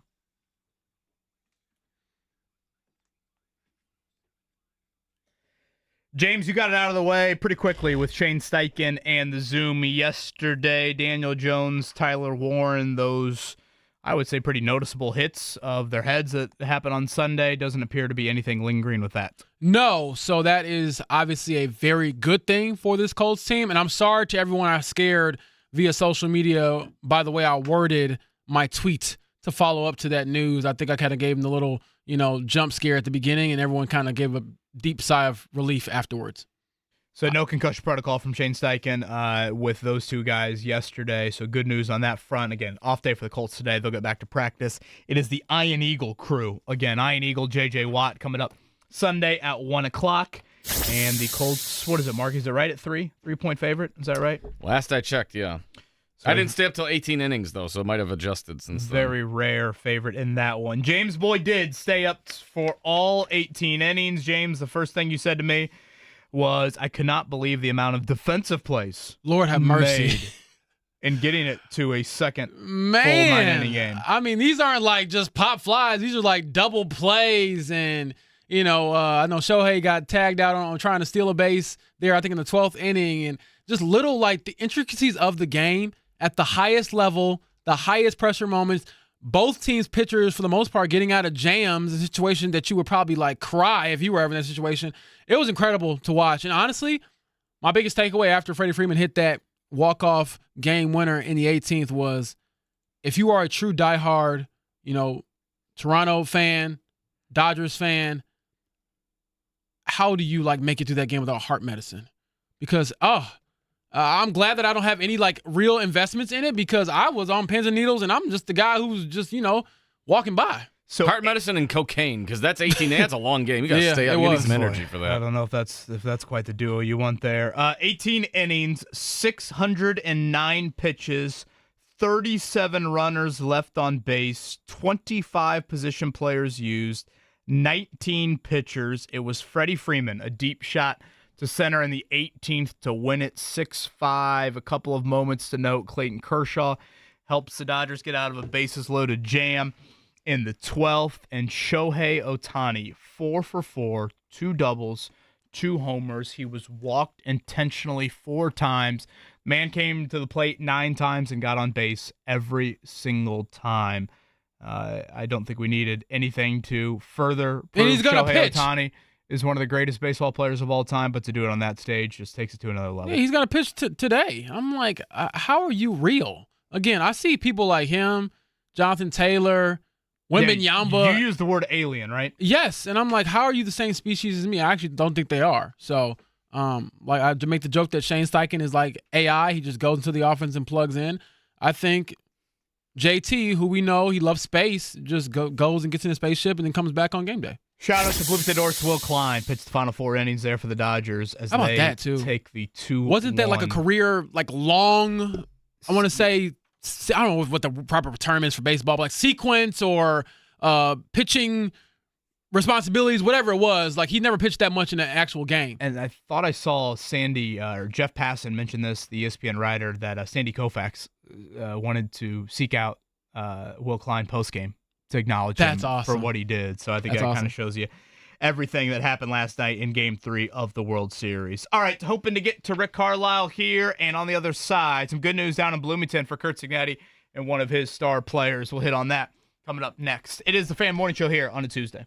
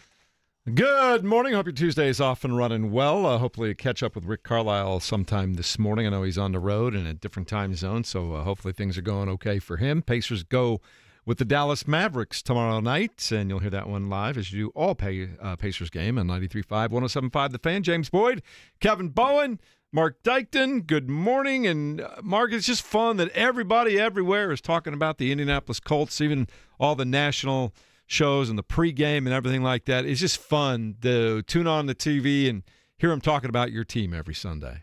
It's nice. It's kind of cool. I like that. And the other day, Peyton Manning was on NFL Sunday Countdown, and I know you had sent this along to Mark, and they asked him his thoughts on Daniel Jones and what he's doing for the Colts right now. Well, Teddy Bruschi, former Patriot, obviously, says he's not a believer in Daniel Jones. So the Patriots and Colts rivalry heating up a little bit. So this is their exchange on Sunday. Well, Peyton, thanks for joining us here. I think it's great to see you because I need a little bit of help, actually, because I cannot get on board with Daniel Jones. All right, Daniel Jones and your old Colt team. Of course, it's great to see both of our former teams doing great in terms of the Patriots and the Colts, but something's just holding me back from going all the way in with Daniel Jones and the Colts. Can you try to convince me? Because these guys can't convince me. I need some help. Well, Teddy, listen, I think Shane Steichen is an outstanding play caller, always has been, and now Daniel Jones is executing his offense. Look, Jonathan Taylor, I think either he or Baker Mayfield are probably the MVP right now, and I think with Daniel and Jonathan kind of doing their thing, I like the way the Colts are playing. So, look, I'm proud of Daniel. Obviously things didn't work out in New York. I love to see these quarterbacks in their second chapter, a la Darnold, a la Baker, a la Daniel. So I'm all on board with the Colts. And, look, it's hard to get these Patriots to like the Colts. I get it, Teddy, but jump on board, baby. There's room. That's what we need. We need the Patriots on. Can you imagine another edition, guys, of Patriots-Colts in the playoffs coming up later on this show? That's what we're heading for. Now, was that contrived? I'm a Patriot and you're a Colt, so let's drum up some on ESPN? ESPN pre-NFL 1 o'clock disagreement there. That would never happen, would it, James, on ESPN, on any of their formats or programs? I feel like they probably do have like a little bit of like, not like real beef, but at this point, hey, we saw each other in some big games through the year, so I'm always going to stick on my side with my guy, Drake May, and I want to hear what you got to say about your guy, Daniel Jones. You know, as far as Jones, yeah, I mean, January football is a different animal. And I don't know how much Bruschi was maybe alluding to that, but like so far through 8 games, I don't, I thought he delivered in the fourth quarter against Arizona. I get he hasn't probably been put into many fourth quarter moments yet through 8 weeks. Again, part of that is a credit to him and their football team for just treating some of these opponents like it's homecoming in college or high school here. But I think it's just a slap in the face of Daniel Jones to express through the first 8 weeks of the season, a large amount of skepticism. Again, if you want to have some pause about January football, sure, but to me, it's a little bit of a contrived Patriot versus Colt take if you want to go as fully there as Teddy Bruschi did. Well, so what you're saying is hate with some conviction? Yes. Well, that's exactly it. Like, I guess, do you have Daniel Jones skepticism like Teddy Bruschi has? Let's just go there. I don't. I was asking, like, on a scale of 1 to 10, how much do you believe in him? But I probably at like a 7 right now. Mm-hmm. And to your point about the playoff football, the other 3 is probably that. Right. I think that he's been one of the 10 best quarterbacks in football easily this season. Yeah, I mean, again, if I want to, magnifying glass it. Hell, he might be top 5, but continue. Down 4 with 2:32 to go on the clock Sunday in Pittsburgh, and Renegades playing, and the Colts take over at their own 18-yard line. Okay, sure. Maybe that's a moment that is different than even Arizona at home when you were down 7, down 3. I'm trying to think of the Rams game. The Rams game, I guess, you had about a minute left there when you took over, and he did throw that pick, but still, I don't think it's exactly apples to apples. I mean, that would be the one, but to me, Bruschi's, comment there just sounded a little bit more rooted in just, hey, I'm a Patriot, let me drum something up here. Yeah, and of course, second half of the schedule is awaiting. We're going to find out a lot about the Colts because they got a lot of road games. 4 of their next 6 are on the road. Those games include the Steelers this coming week, and then after their their trip to Germany against the Falcons. They play at Kansas City. Then they are home against the Texans, at Jacksonville, at Seattle, who's playing good football right now. Depending on who's healthy, how good are the 49ers going to be when they show up here on December 22nd, and then home against the Jaguars and at the Texans after that. So that last part of the season, that's the rest of the schedule. There's a lot of tough football games right there. We're going to find out a lot about this team, I think. You know what? I think one of the questions or situations we put players in when we're in the media and we talk to them, and it's like, oh, this tough part of your schedule is coming up, and all these guys are always like, wait a second, we were supposed to be the doormat for a few teams this year, and the way we opened the season was supposed to be tough against Denver and a few other opponents, but now that they're rolling, it's like, well, since we're top dogs, our schedule was suddenly easy all of a sudden. So I think that's always interesting dynamic to kind of ask players about, and I'll probably dig more into it as we get to some of these bigger matchups. It's like, are they bigger to us just because of the names, or, is it different because you've handled your business so much so to the point where, you're just looking for that next challenger? I mean, none of us thought that the Colts were going to be this good for this quickly and also this long. I mean, 7-1, they're 2 plays away from being undefeated this year. So that to me is always a very unique position for a player to be in, is like, oh, now are you going to get more amped up because the schedule gets harder? It's like, well, was it not hard? We're not supposed to be hard because you were supposed to be garbage and you're not. So that's interesting. Yeah, and look, they had a road game in which they made a couple of mistakes against the Rams, and then they had a game in which they took care of the Chargers. So they have played some good teams at this point in time. The Broncos, that game looks better and better all the time, as we talked about yesterday. I know they got a little bit of a break there at the end, but they took advantage of that, and it turns out Broncos are a pretty good football team. So they've played a couple of really good football teams so far. And God bless leverage penalties, right? It worked for a W this year. That could be the difference between the 1 and the 2 seed. That'll be crazy. When it's all said and done of what, and again, only one bye in the NFL playoffs. Just got Rick Carlisle in 20. So just miscommunication on our end from a Eastern Central time zone standpoint. So Rick Carlisle's convo should take place here at the top of the hour. All right, we're looking forward to that. We'll take a quick time out. And I did go up and look up the very latest NFL MVP odds. We were talking about that an hour ago. And so far, the odds makers aren't completely convinced on Daniel Jones yet. We'll talk about that in a moment on 93.5 and 107.5 The Fan.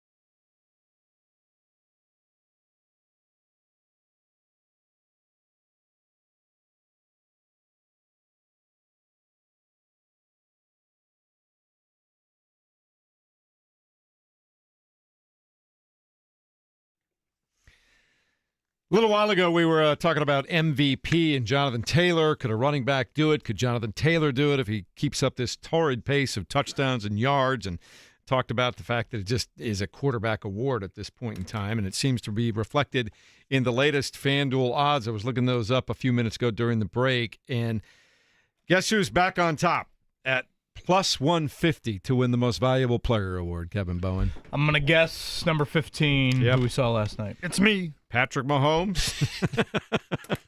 Was that Kermit? Or was going to say, was that a frog? Can you tell? I was going to say, aren't they the same person? Well, one of them plays football better than the other one.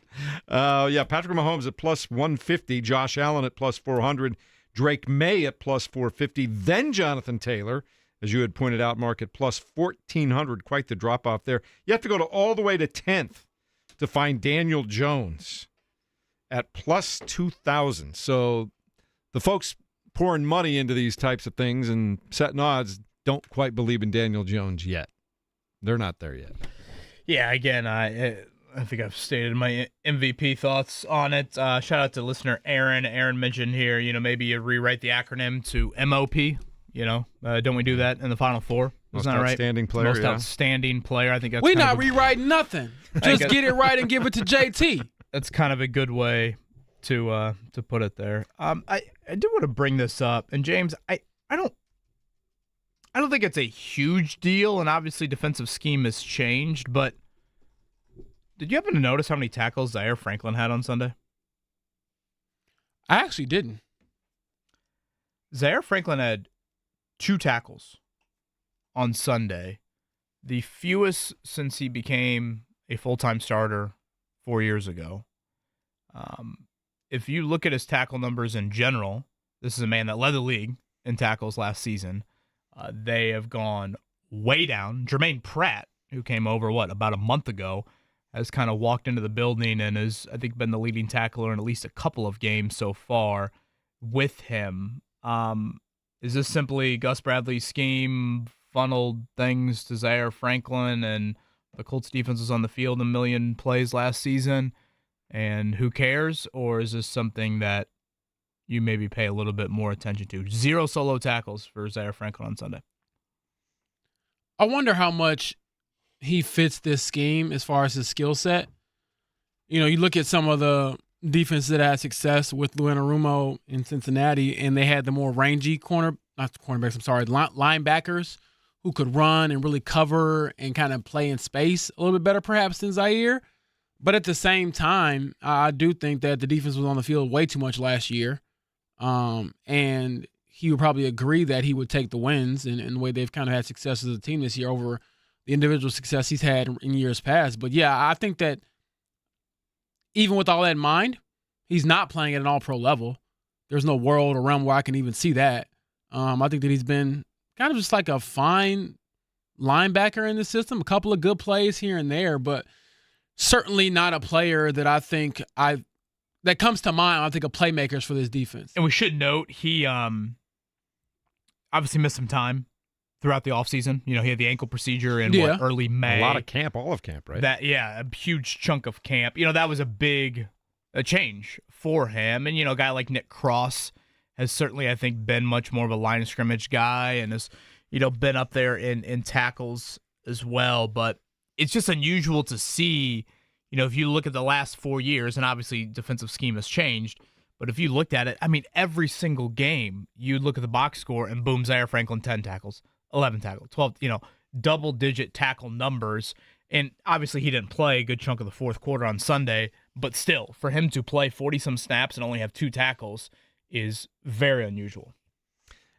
How much of it is a combination of all those things, that maybe he's not the perfect fit for Luanarumo, maybe because of what he did last year, maybe there's a little bit of an offensive game plan to kind of stay away from him and not flow things towards him. Maybe it's just all kinds of different things, coming off the injury, not having a ton of camp. Maybe it's just a little bit of everything in that casserole there, James. Yeah, I kind of laid that out already, but to revisit it, I think there will probably be some conversations to be had. Is this the last year? No, it's not the last year of his deal. I think this is the last guaranteed year in his contract. I'm not saying you go out and get rid of Zaire Franklin. I think he's been a kind of like a a staple in your franchise and certainly somebody you can look at in the locker room and say, hey, if you work hard and you do the things you're supposed to do, you can become who you want to be in this league as far as being a full-time starter, going from special teams ace to full-time starter to all-pro. But I do think there's questions about the fit. And when I look at playmakers in this defense, you can say, even with that front that I think doesn't nearly have enough disruptiveness, you have an elite playmaker in DeForest Buckner. He makes things happen. You go to your linebacker group, I'm not seeing that. Granted, linebackers are kind of devalued in Lou Anarumo's system, so keep that in mind. But in the secondary, you look at Cam Bynum and Javarius Ward before the injury, those were playmakers. Those are guys that changed games. So I just don't think they really have a game-changing linebacker on their team right now. And maybe that's something that, again, no team's ever going to be perfect. You're not going to have, every single spot filled to the brim with, the perfect fit, the top talent. But you're looking at tweaking some things going forward. That could be a spot where, you have to look and really evaluate and see what's worked, what hasn't worked. And if Lou Anarumo is our DC, which he will be for the foreseeable future, how can we get some players in here that kind of marry more to his style?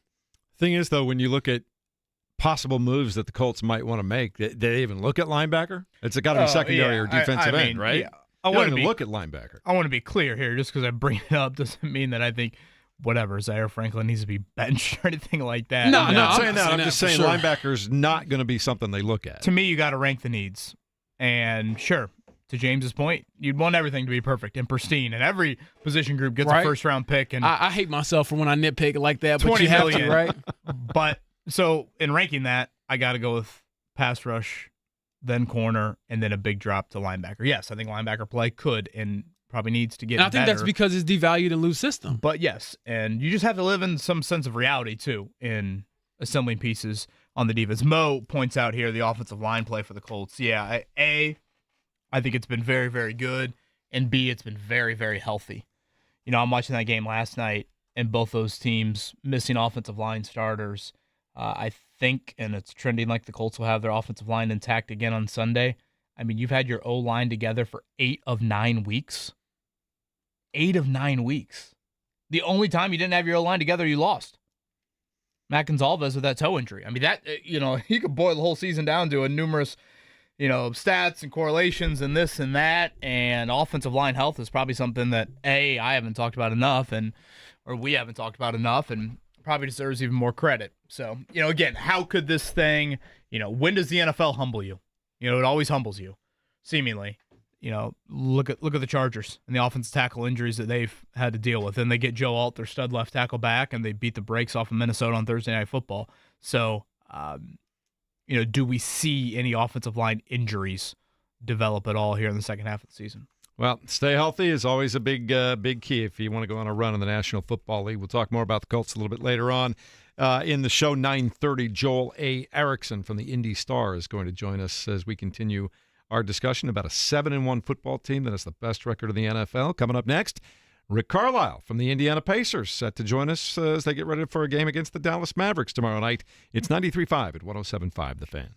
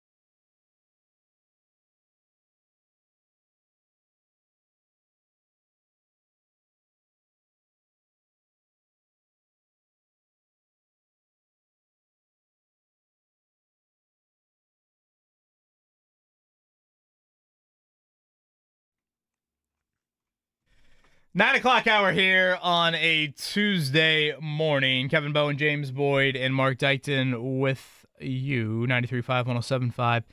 The Fan should be getting Rick Carlisle on the phone line here shortly. They are in the Central time zone. They've got the Dallas Mavericks. I guess Rick Carlisle back in his old home there.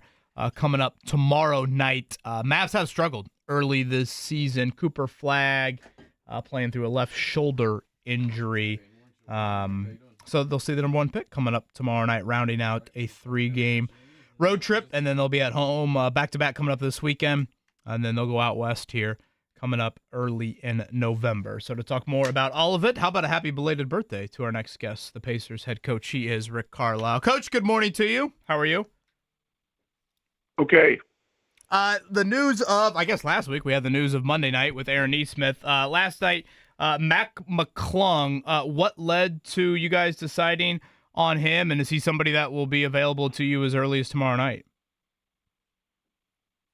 Yeah, we had a workout yesterday with 3 guys, and he basically won the position. He did a great job in the workout. It's clear that he's in at least pretty good shape. I think he was either practicing with the Chicago G League team or getting ready to, and so he separated himself in the workout yesterday, and so today he'll be an Indiana Pacer. Rick, I know you're just getting introduced to like his skill set and him getting introduced to what you all want to do as a team, but for the fan base, he's known as the 3-time dunk champ. But what stands out to you about his actual basketball skill sets beyond just being a high flyer? Well, he can score. He's a hard-playing guy. For all the things we did in the workout yesterday, he didn't dunk the ball once. So let's get off of the dunking thing is kind of the attraction here. We need a guy that has energy, can go hard, is healthy. I think is healthy is probably the number one thing, and that can play a couple of positions. So he can play point, can play off the ball, and he's had some very good NBA games. Although I think this is true. I believe this is the first NBA contract he's ever signed. I know he's been on a 2-way with some clubs and gotten some NBA time as a 2-way, but I don't believe he's ever gotten any time or signed a uniform player contract, veteran player contract ever before this. So, it's a big opportunity, a big moment for him. Pacers Mavs coming up tomorrow night, rounds out a road trip for Indiana before they return home. Rick Carlisle with us here on the Payless Liquors hotline. Coach, I know you mentioned over the weekend you're still awaiting kind of some imaging on Andrew Nembhard, maybe more of Benedict Mathurin. Any updates on those 2 guys on how long they could be out? No. Have you ever dealt with anything like this? I mean, it's incredible how long the injury list is, particularly this early in the season. I mean, you've obviously coached a long time. Have you ever had to deal with such an injury list, particularly in the month of October? Not like this. I mean, we went through the brawl stuff, and we were very depleted as a team during that, and we had to bring in a lot of reinforcements, and there was a lot of stuff going on with suspensions at that time. So we actually had less players available in a few of the games at that time. So, but this is different, and I think one thing you can surmise from this, looking at us and Oklahoma City, I think Oklahoma City has 7 guys out, or did leading to last night. They played Dallas last night. We now have 8 guys out, and both teams played to the very last day of the season. So, it's very possible that playing that number of games may be part of this. It may not. Some of these injuries really, like something related to a left shoulder, like with Nemhard. You can't really trace that to, playing a lot last year and having a short summer. But, Ben stepping on a guy's foot in Memphis, that's bad luck. Certainly more than anything. But it's an interesting coincidence. Again, we have Pacers head coach Rick Carlisle joining us on the Payless Liquors hotline. Rick, you called Pascal Siakam a total warrior the other night, and in situations like this, he's always been a leader for this team since joining the franchise a couple years ago. But how much more do you look towards him to kind of help the group when a lot of that group might not have played together? They might be young, inexperienced, and here's a guy who's won a championship and been an all-NBA player and obviously been very professional throughout his NBA tenure. Yeah, no question about it. I mean, his leadership, obviously his skill set on the floor, are going to be massive components for us to be able to compete at the level we need to have a chance to win games. So he's been great ever since he came here. His voice has emerged and gotten stronger over the months and now years since he's been here. I guess he's been here about a year and a half, maybe probably a little longer now. I think it was late January of 24. And so, yeah, I mean, in this kind of situation, you look to your best players for leadership on the floor, in the locker room.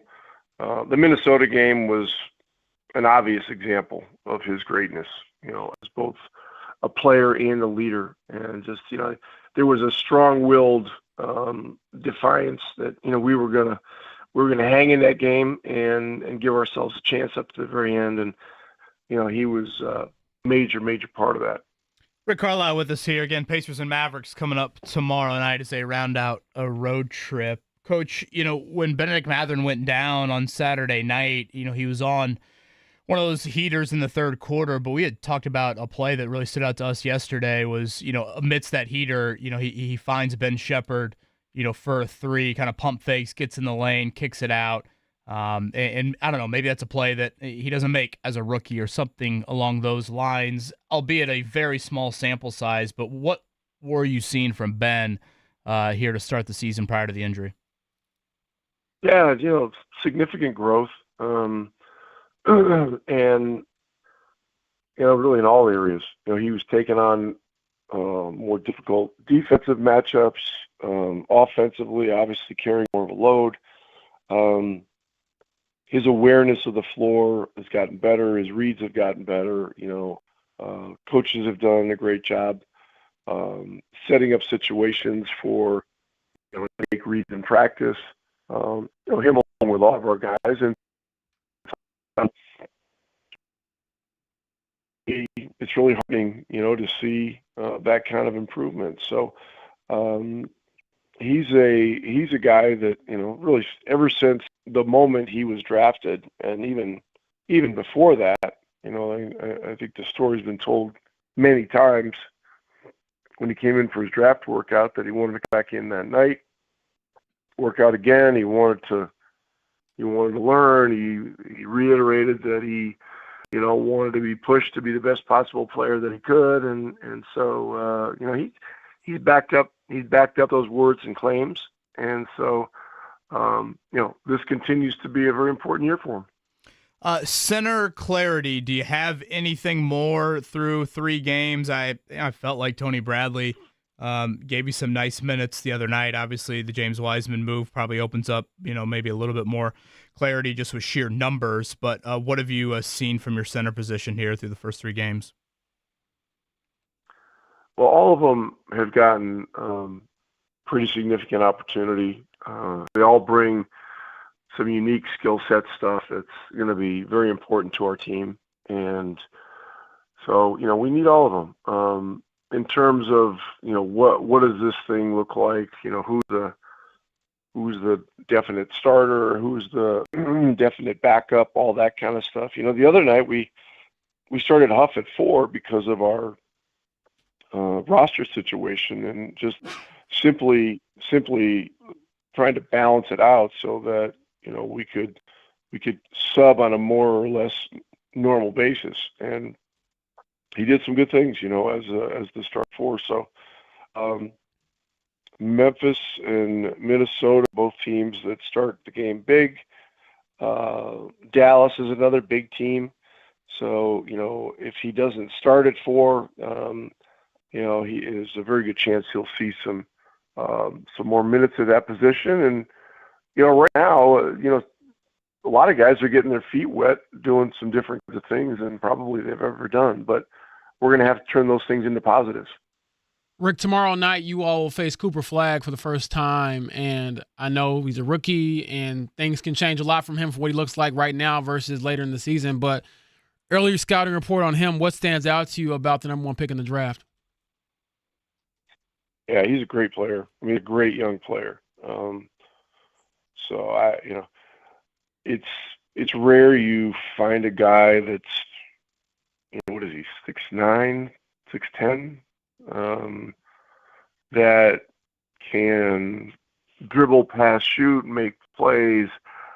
I mean, he makes plays off the dribble with the ball, passes at the last second, lobs at the last second to Lively and some of their bigs, and he finds people, it's pretty amazing. I mean, Dallas, think of the fortune that Dallas has had. They had Doncic, and now they have this guy as a rookie, and so I would be cautious to make a lot of comparisons between the two of them, but there are some similarities. I mean, you look at the size, the ability to create shots, the passing, the vision, all that kind of stuff, and we're talking about a very special young player. Rick Carlisle again with us here. Pacers Mavs coming up tomorrow night. Coach, I see Tyrese Haliburton is traveling with you guys, and I know him being a player and you being a coach, maybe it's a slightly different, but you had a couple of different stints in your coaching career where you didn't coach within your 2-decade plus run of coaching. Did you find those years when you weren't coaching beneficial for you in any way, shape, or form? And can you at all maybe compare that to what Tyrese is going through this year? I did, yeah. And it was always an opportunity to take a step back, view the game as more of a, from afar, more of a broad strokes, macro view of it. And when you coach day to day, it's a it's a crucible. There's a lot of intensity to it, et cetera, et cetera. It can be an opportunity not only to view the game from a different perspective, but to recharge the batteries, and so, coming off of last year where, Tyrese had such an amazing year. I mean, and it was a winding road. It started out slow for him, and then as he got his legs and his rhythm and all that, things really started to turn in December, and we got other guys back that were hurt and all that, and then January, February, March, April. I mean, he did some amazing things, and then the guy ends up all NBA. So and then the long run, and again, this is, you go to the very last possible day. That's a lot of physical and emotional wear, and so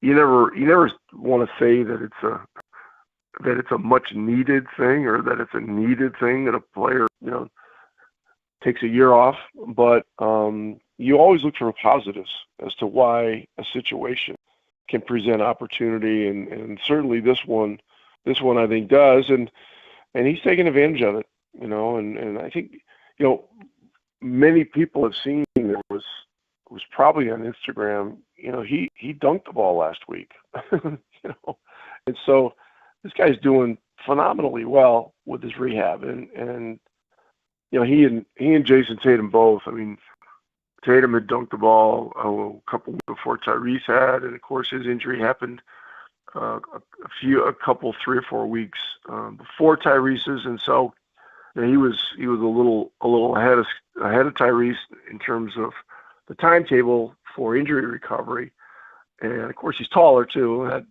that can contribute to somebody dunking the ball a little bit sooner than the other. But he's finding the positives, and I think this would be a great question to ask him at some point. Well, Coach, thank you for the time. Again, as we said, a happy belated birthday to you from yesterday. Halloween upcoming on the schedule here on Friday. When you think back to your Halloweens as a child, is there a favorite Rick Carlisle costume from back in the day? Maybe a favorite candy as well. Is there any vivid Halloween memories for you? Not really. I'm not as there are some people that really get into Halloween, with the costumes, with some themes, the candy, all that kind of stuff. I don't remember being that enthralled with it, but the team did have a Halloween party a week or 10 days ago, which was pretty cool, and it was a pretty good bonding thing, and some of the costumes were pretty compelling. So, the number one thing is that hopefully everybody stays safe on Halloween, but I had not given it that much thought. So, I can't say I appreciate the question, but I acknowledge the question. Noted. And the Pacers will be playing Halloween night back here inside of Gainbridge Fieldhouse Hawks. Then a back-to-back with Golden State coming up on Saturday. Coach, as always, thank you. Appreciate you being flexible at the time change, and we'll talk to you next week. All right, guys. Take care. Rick Carlisle, Payless Liquors Hotline. Should have asked him if he likes candy corn. That would have told me everything I need to know about the man. I like the pumpkin candy corn. Oh, gosh. Oh, Kevin. Not Gross. a big strictly candy corn guy, but I like when the pumpkins are in there. I used to love candy corn, and now it's not so much my favorite. Both of y'all didn't love yourselves enough eating that garbage. Of all the options you had, I see candy corn, it goes in the garbage immediately. It's the worst. It's The certainly mice not don't even from want to nature. eat it. That's for sure. Good job, guys. All right, Mark, let's check things down and get you ready to go for a big day on Tuesday.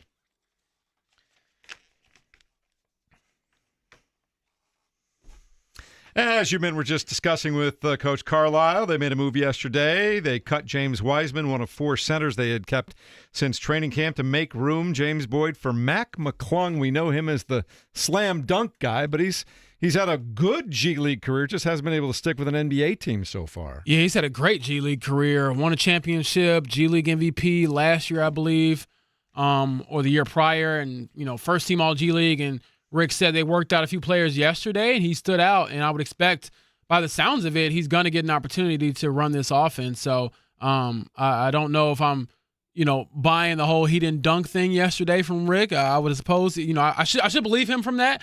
But personally, I would like to see Mac McClung run the offense and provide a couple highlight reels. Not just a dunker, was what Rick Carlisle wanted to make sure. That, it sounds like some position flexibility. It sounds like, he's with the team. So, he should get up to speed there. So season debut tomorrow, most likely. I did think the answer, I was going to ask him something specifically about the injuries. Does he contribute any of it to the run last season? Mark, maybe that answer we can cut up and play back tomorrow. I didn't realize the Thunder, I know when they played the Pacers last Thursday, they were already dealing with some injuries. I didn't realize their injury list had grown to that. And probably Rick Carlisle, not a Halloween guy, is probably one I should have expected. All right. The Pacers look for their first win of the season tomorrow night in Dallas. You can hear it beginning at 8 p.m. with the fabulous Mark Boyle right here at 93.5 and 107.5. Are you guys Halloween guys? Scale 1 to 10? Now that the kids are in high school, used to love Halloween. I like Halloween. I like handing the candy out to the kids, so I'd say yes. Now, Are you like skeletons on the front porch? Are you a spider web in the yard? Are you a little bit, but nothing like the huge 15-foot skeletons you see in front yards these days. You aren't I'm in the bushes, I'm going to scare you when you ring the doorbell? Oh, I have a costume that I wear that scares the heck out of little kids sometimes, but what's that? What costume is this? I'll find it. Carmel PD, find the mansion of Jeff Rickard, and you could have some fun on Friday night. Mark Dykton? Fun scare, not like I don't send him to tears or anything. I'm about to say, what costume is this? Man. Yeah, like Halloween. I'm a big fan of the adult Halloween now, where you like the neighborhood, like they make drinks and everything for the adults, so the kids get the candy and the adults get like drinks and everything I like hadn't heard that. about this. Big fan of that. They're like, hey, you want some bourbon? Do you want this drink I whipped up? Absolutely. Pass it this way.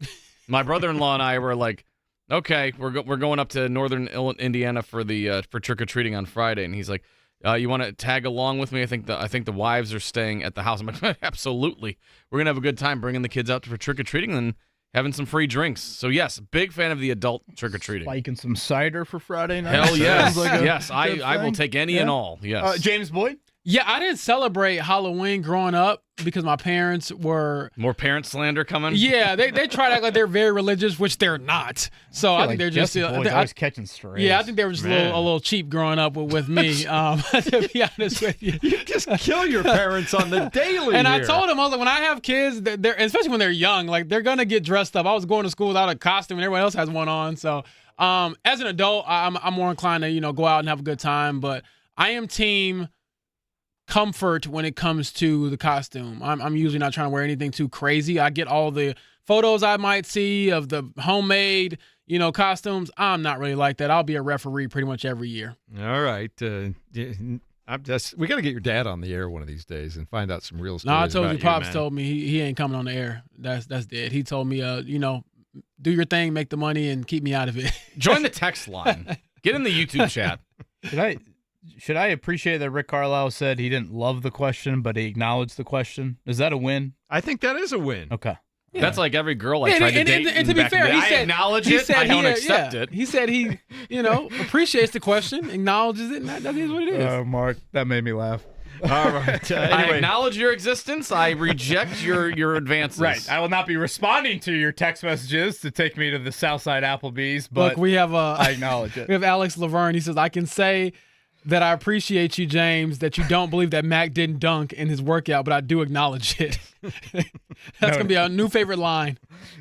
I might say that to Maddie next time we have a Sports Illustrated cover debate. All right. As I said, Pacers tomorrow night, 8 p.m. right here at 93.5, 107.5 The Fan. The Indianapolis Colts have a day off today. They are 7-1, the best record in the NFL as we've talked about. They will play at Pittsburgh on Sunday afternoon, 1 o'clock kickoff. We'll have the pregame starting at 10 here on 93.5 and 107.5 The Fan. Good news on some of the injury concerns, though, yesterday, right, Kevin? Yeah, I think with Josh Downs and Javarius Ward having those Monday concussion protocol symptoms throughout the season, when I saw Daniel Jones get that head slammed to the turf, I thought to myself, oh, boy, could that be one of them? But Shane Steichen clarified yesterday, nothing there for Jones and nothing for Tyler Warren. So I'm trying to think, James. Anthony Gould, I believe, was the only in-game injury announced, and that was very late. Knee it's worth injury. Noting, though, because he's the return guy. Right, so. and I thought he actually had a moment or two on Sunday, so maybe that'll be something to keep an eye on. And Jalen Jones, does he make his, I guess I almost said season debut. I forgot he got hurt in week 1. His re-season debut. Does that happen coming up? Re-season. On Ooh, I like that. Sunday. Patent that. DK Metcalf is a guy that can certainly make some plays. All right, so as National Football League goes on, we had Monday Night Football last night.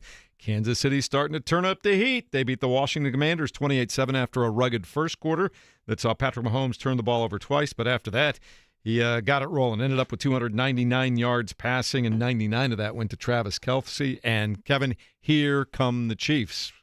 Indeed. Pacers. Colts will see them in a few weeks, but, yeah, I mean, last night, you probably could have gone to bed unless you wanted to watch all 18 innings of Game 3. After Mahomes throws 2 picks and the Commanders didn't score a single point off of that. By the way, Terry McLaurin, a couple very impressive catches last night. Did see he got banged up late, so hopefully everything's okay with the Indianapolis product. But yes, the Chiefs, and I said it to you guys a few weeks ago, the AFC West. Oh, Jesus, Jeff. What the heck is that? They're getting 3 teams in. They're getting the Chargers. What is the that Broncos. costume? Is it just Creep? my Is God. the actual costume named Creep? No, it was like a little Friar pullover thing with the hoodie, right? Man, that you look like fires you in, about to go and then rob you put on banks. a Batman. No, you put on it's a Batman mask that the kids had laying That is around. incredible. Man. That's one of the more frightening things I've ever seen in my life.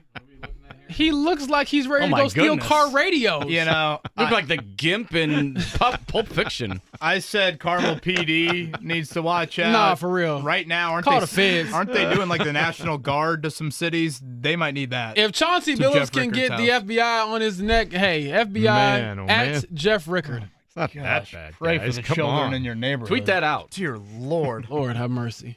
All right. I'm scared. Where are we at? Talking about one of the greatest baseball games I know James has ever seen last night. Maybe one of the greatest baseball games of all time. An 18-inning thriller in Game 3 of the World Series last night. The Dodgers end up beating the Blue Jays 6-5 on a night when Shohei Ohtani had 2 doubles, 2 home runs, and got on base 9 times, James Boyd. And you saw every play. 9 times. 9 times. And it was honestly such a crazy game. He is, by all accounts, from all my baseball friends are telling me, he's the GOAT, best player ever. And then you got Freddie Freeman, who's had some crazy moments in the postseason. Add another one to the list with the walk-off homer in the 18th. So Freddie Freeman and his veneers that are very, very bright and need to be toned down had a very big-time moment there at the end of that game. Yeah, that's 2 walk-off home runs for him in 2 years in the World Series. How's that? That's the stuff you dream of as a kid, man. Man, oh, man. All right, elsewhere in the NBA last night, we had another 50-point performance. Do you see this, James? Lauri Markkanen scored 51 points, had 14 rebounds as the Jazz beat the Suns 138-134. That's the first 50-point performance for the Utah Jazz since Karl Malone retired. How about that? Jeez. Been a minute. That kid can play.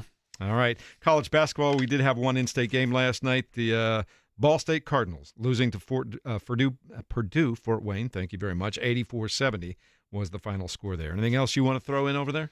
Yeah, I think we teased this a little bit earlier, but Aiden Fisher, IU linebacker who did leave early with a knee injury on Saturday. Kurt Cignetti labeling him as probable. Been a while since I've heard probable.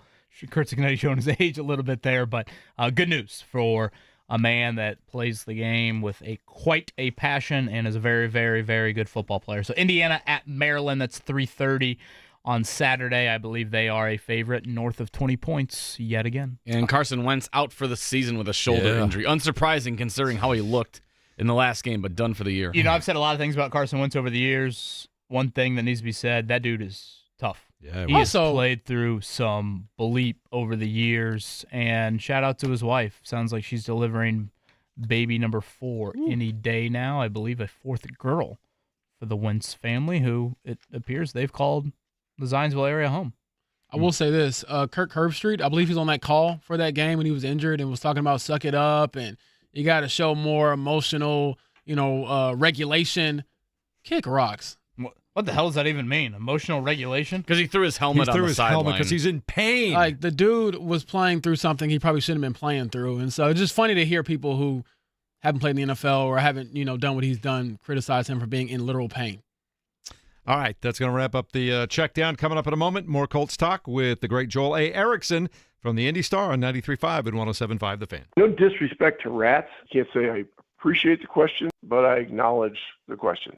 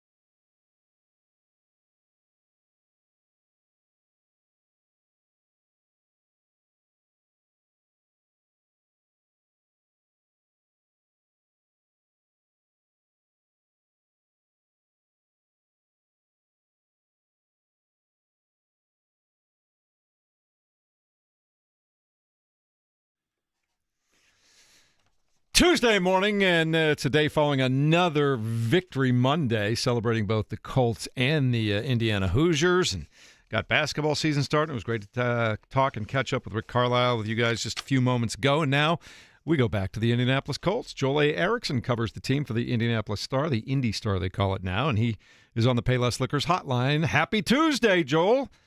What's your day like when the Colts have a day off? How's that work for you? Well, we have coordinator interviews at noon, and then I've got some stuff I've got to work ahead on. James is always telling me I got to make sure I have every story out. Yes, on time, I subscribe to Indy Star. So I got some other stuff to do. It's not really an off day, unfortunately. I'm going to ask you the same question I asked the guys this morning. A couple of days after the 7th win of the year now, and we listened to Shane Steichen on Roundtable, and you guys heard a little bit from him yesterday. What do you make of this team at 7-1? For real? Yeah. Oh, yeah. Yeah. They're at the point now where at 7-1, like really, you're not necessarily thinking about the division as much. You're thinking about, what seed can they get in the playoffs, and you should be. Now, there have been some AFC South teams that have gotten off to fast starts, and then, over the last couple of years ended up, not finishing that way. But short of injury, I don't really know what the formula for that would be, just because the offense is playing so well and so consistently against every type of opponent. That there are definitely some reasons to be concerned about the defense. But you're going to win. You're going to win some of those shootouts if you have to play them as well. And I just think the offense can beat you in too many ways. Joel Erickson from the Star with us here. Joel, we appreciate you being flexible with us. Sorry about some of the time changes on this Tuesday morning. All right, trade deadline is a week from today. You said concern about the defense. Where are you at when you think about January football and the urgency to make a move and what that could look like? Yeah, I think that if you look at it like just from a positional standpoint, strictly from what they need the most, I think it's probably corner. But just from what I've seen in terms of who might be available, it feels like an edge rusher might be, a guy that's a difference maker might be a little bit easier to find at edge rusher.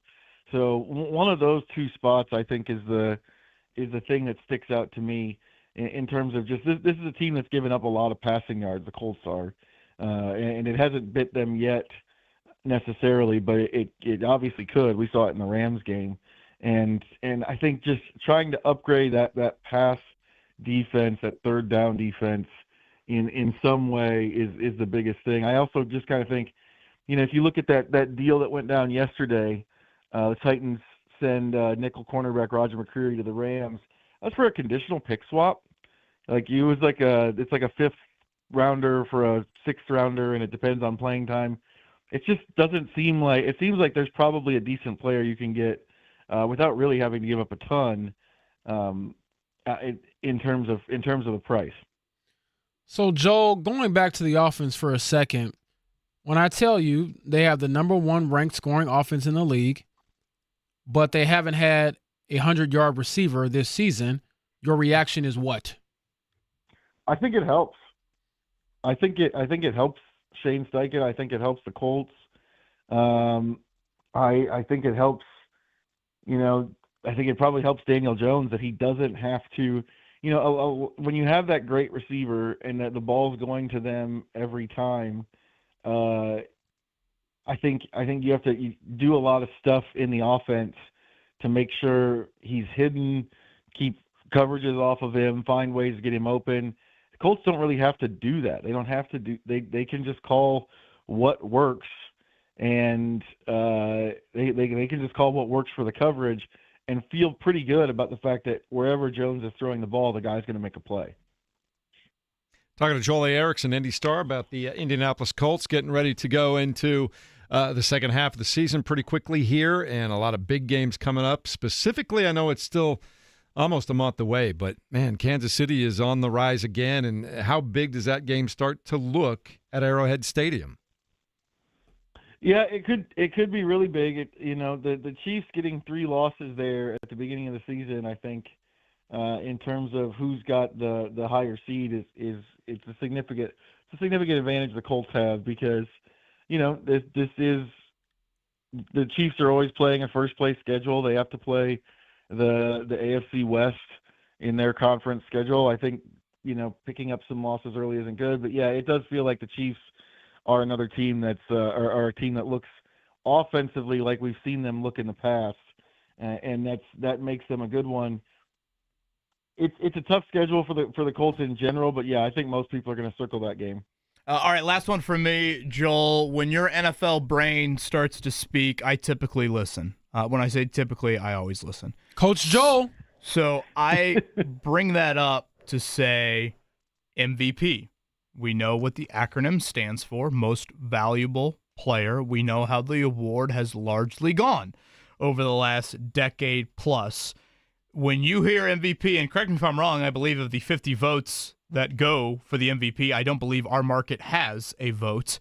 How do you view it? What should it be? Should it be most valuable player? Should it be best player? Should Jonathan Taylor have a chance? Does he have a chance? I'll leave it very open-ended and let your NFL brain go.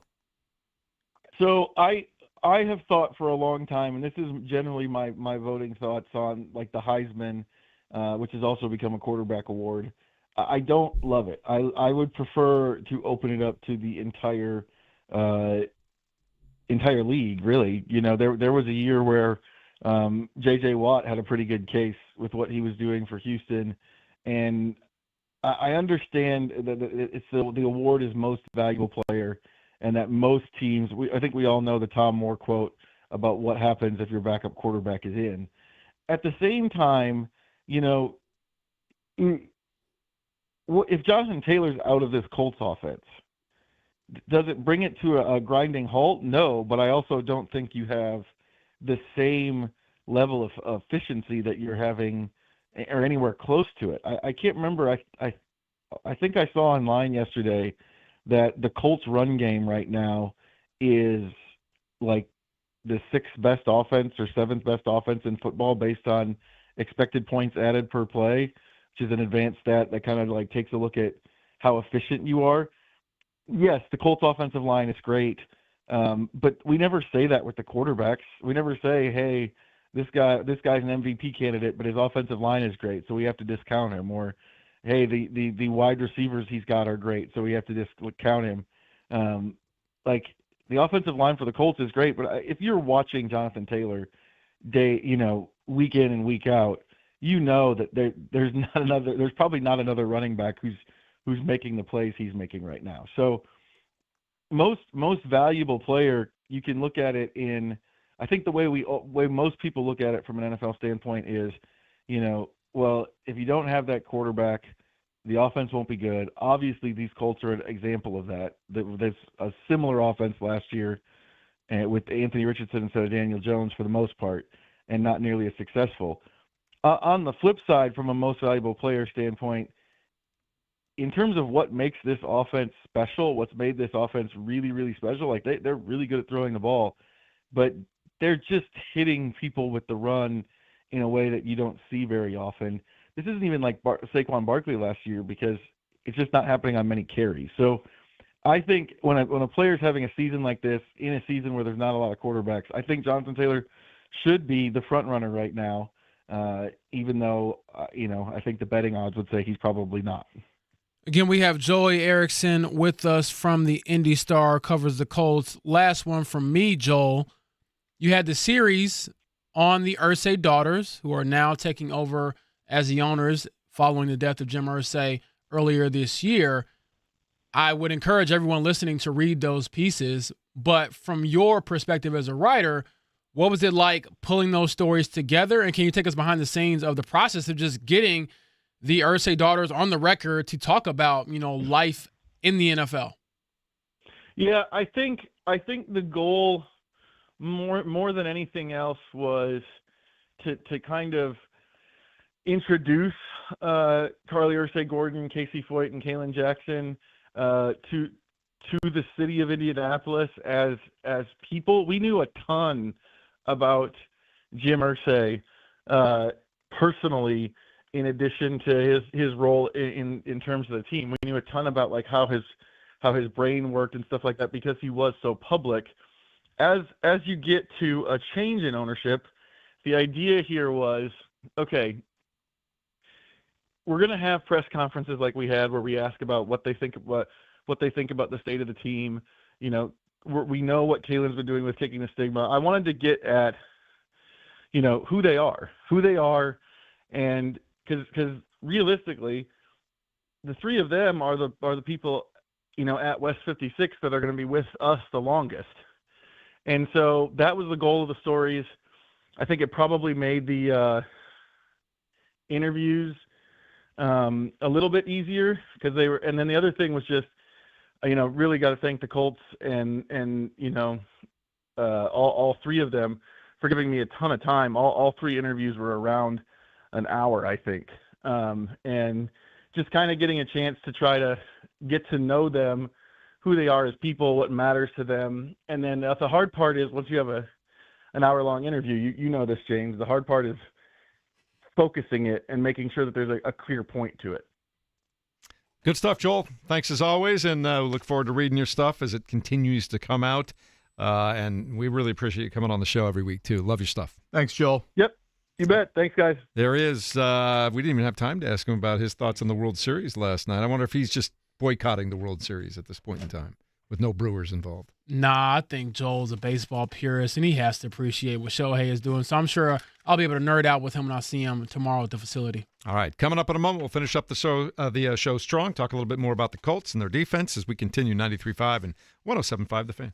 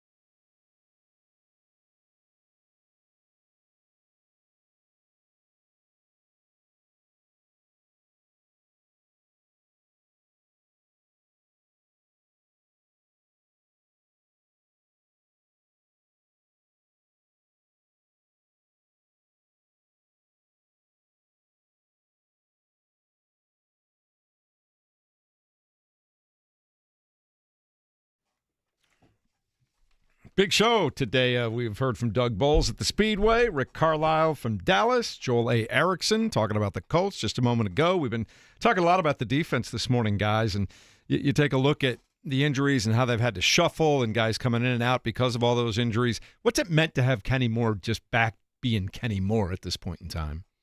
Yeah, and I think that's where we get in the trade deadline, James, a week from today. To me, the return of Kenny Moore II, Travarius Ward, 2 more weeks on IR, and then he could be back. Potentially Jalen Jones is back on Sunday. That position group has more of those. Defensive end does not, in my opinion. We did see JT Tuimoloau get extended playing time, the rookie out of Ohio State, 35 snaps for him. Not much, to be totally honest with you. Again, so I don't really see potential in-house, whatever, upgrades or returns happening. I don't view Samson Ebicom necessarily in that light. So that's something that's probably on my mind as well. Kenny Moore, I think, is a solidifying force back there. And just it felt, once he got back and overcame the injury, it just feels like everybody else, I don't know, maybe it's just me. It gives me comfort. What have you seen since he's returned?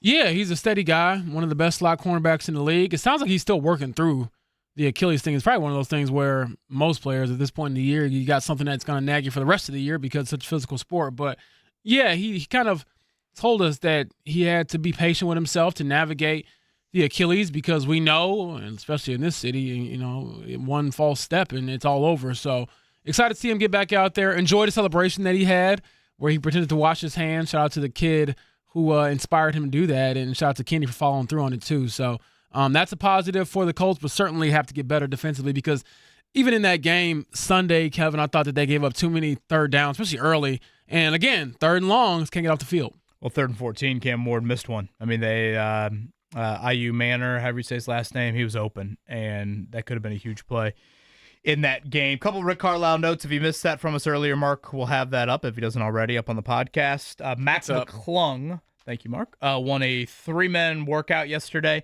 to help them out the guard position. So I would expect him to have some role probably tomorrow night. The other guards are me and Kevin. No shock there that he won it. Seemed to be pretty pleased with Benedict Mathurin and the growth. Obviously, he's dealing with a toe injury now, but liked what he saw early on. Tyrese Haliburton has recently dunked a basketball. So some updates there from Rick Carlisle. That will be on the podcast. One other thing I wanted to note before we sign off, I know I mentioned to you guys earlier, over there hearing from some of those ADs yesterday on the NCAA Men's Basketball Selection Committee, a wrinkle to this year's April here in Indy. Obviously, we have the Final Four Saturday, Monday. We're used to that. Sunday of that weekend, it's Easter Sunday actually, we will have the D2, D3, and NIT championship games all at Gainbridge Fieldhouse. Cool. So that is a little bit of a change here. Obviously, we got the Final Four sandwiching what that Sunday is, but you'll crown a couple champions there, and they'll be in the NBA arena for D2, D3, and the NIT. Just another example of why it's so great to be a sports fan and be living in Indianapolis. The good stuff just keeps coming and coming and coming. Guys, great job today. Thank you so much. I want to thank Rick Carlisle for stopping in from Dallas, where they're getting ready to play the Mavericks tomorrow night, looking for their first win of the year. You'll hear that one beginning at 8 p.m. Acknowledges right the question, doesn't necessarily appreciate the question, right? We may be hearing that cut in the future. Have yourselves a great day. Jake at noon, J&B at 3. No disrespect to rats. Can't say I appreciate the question, but I acknowledge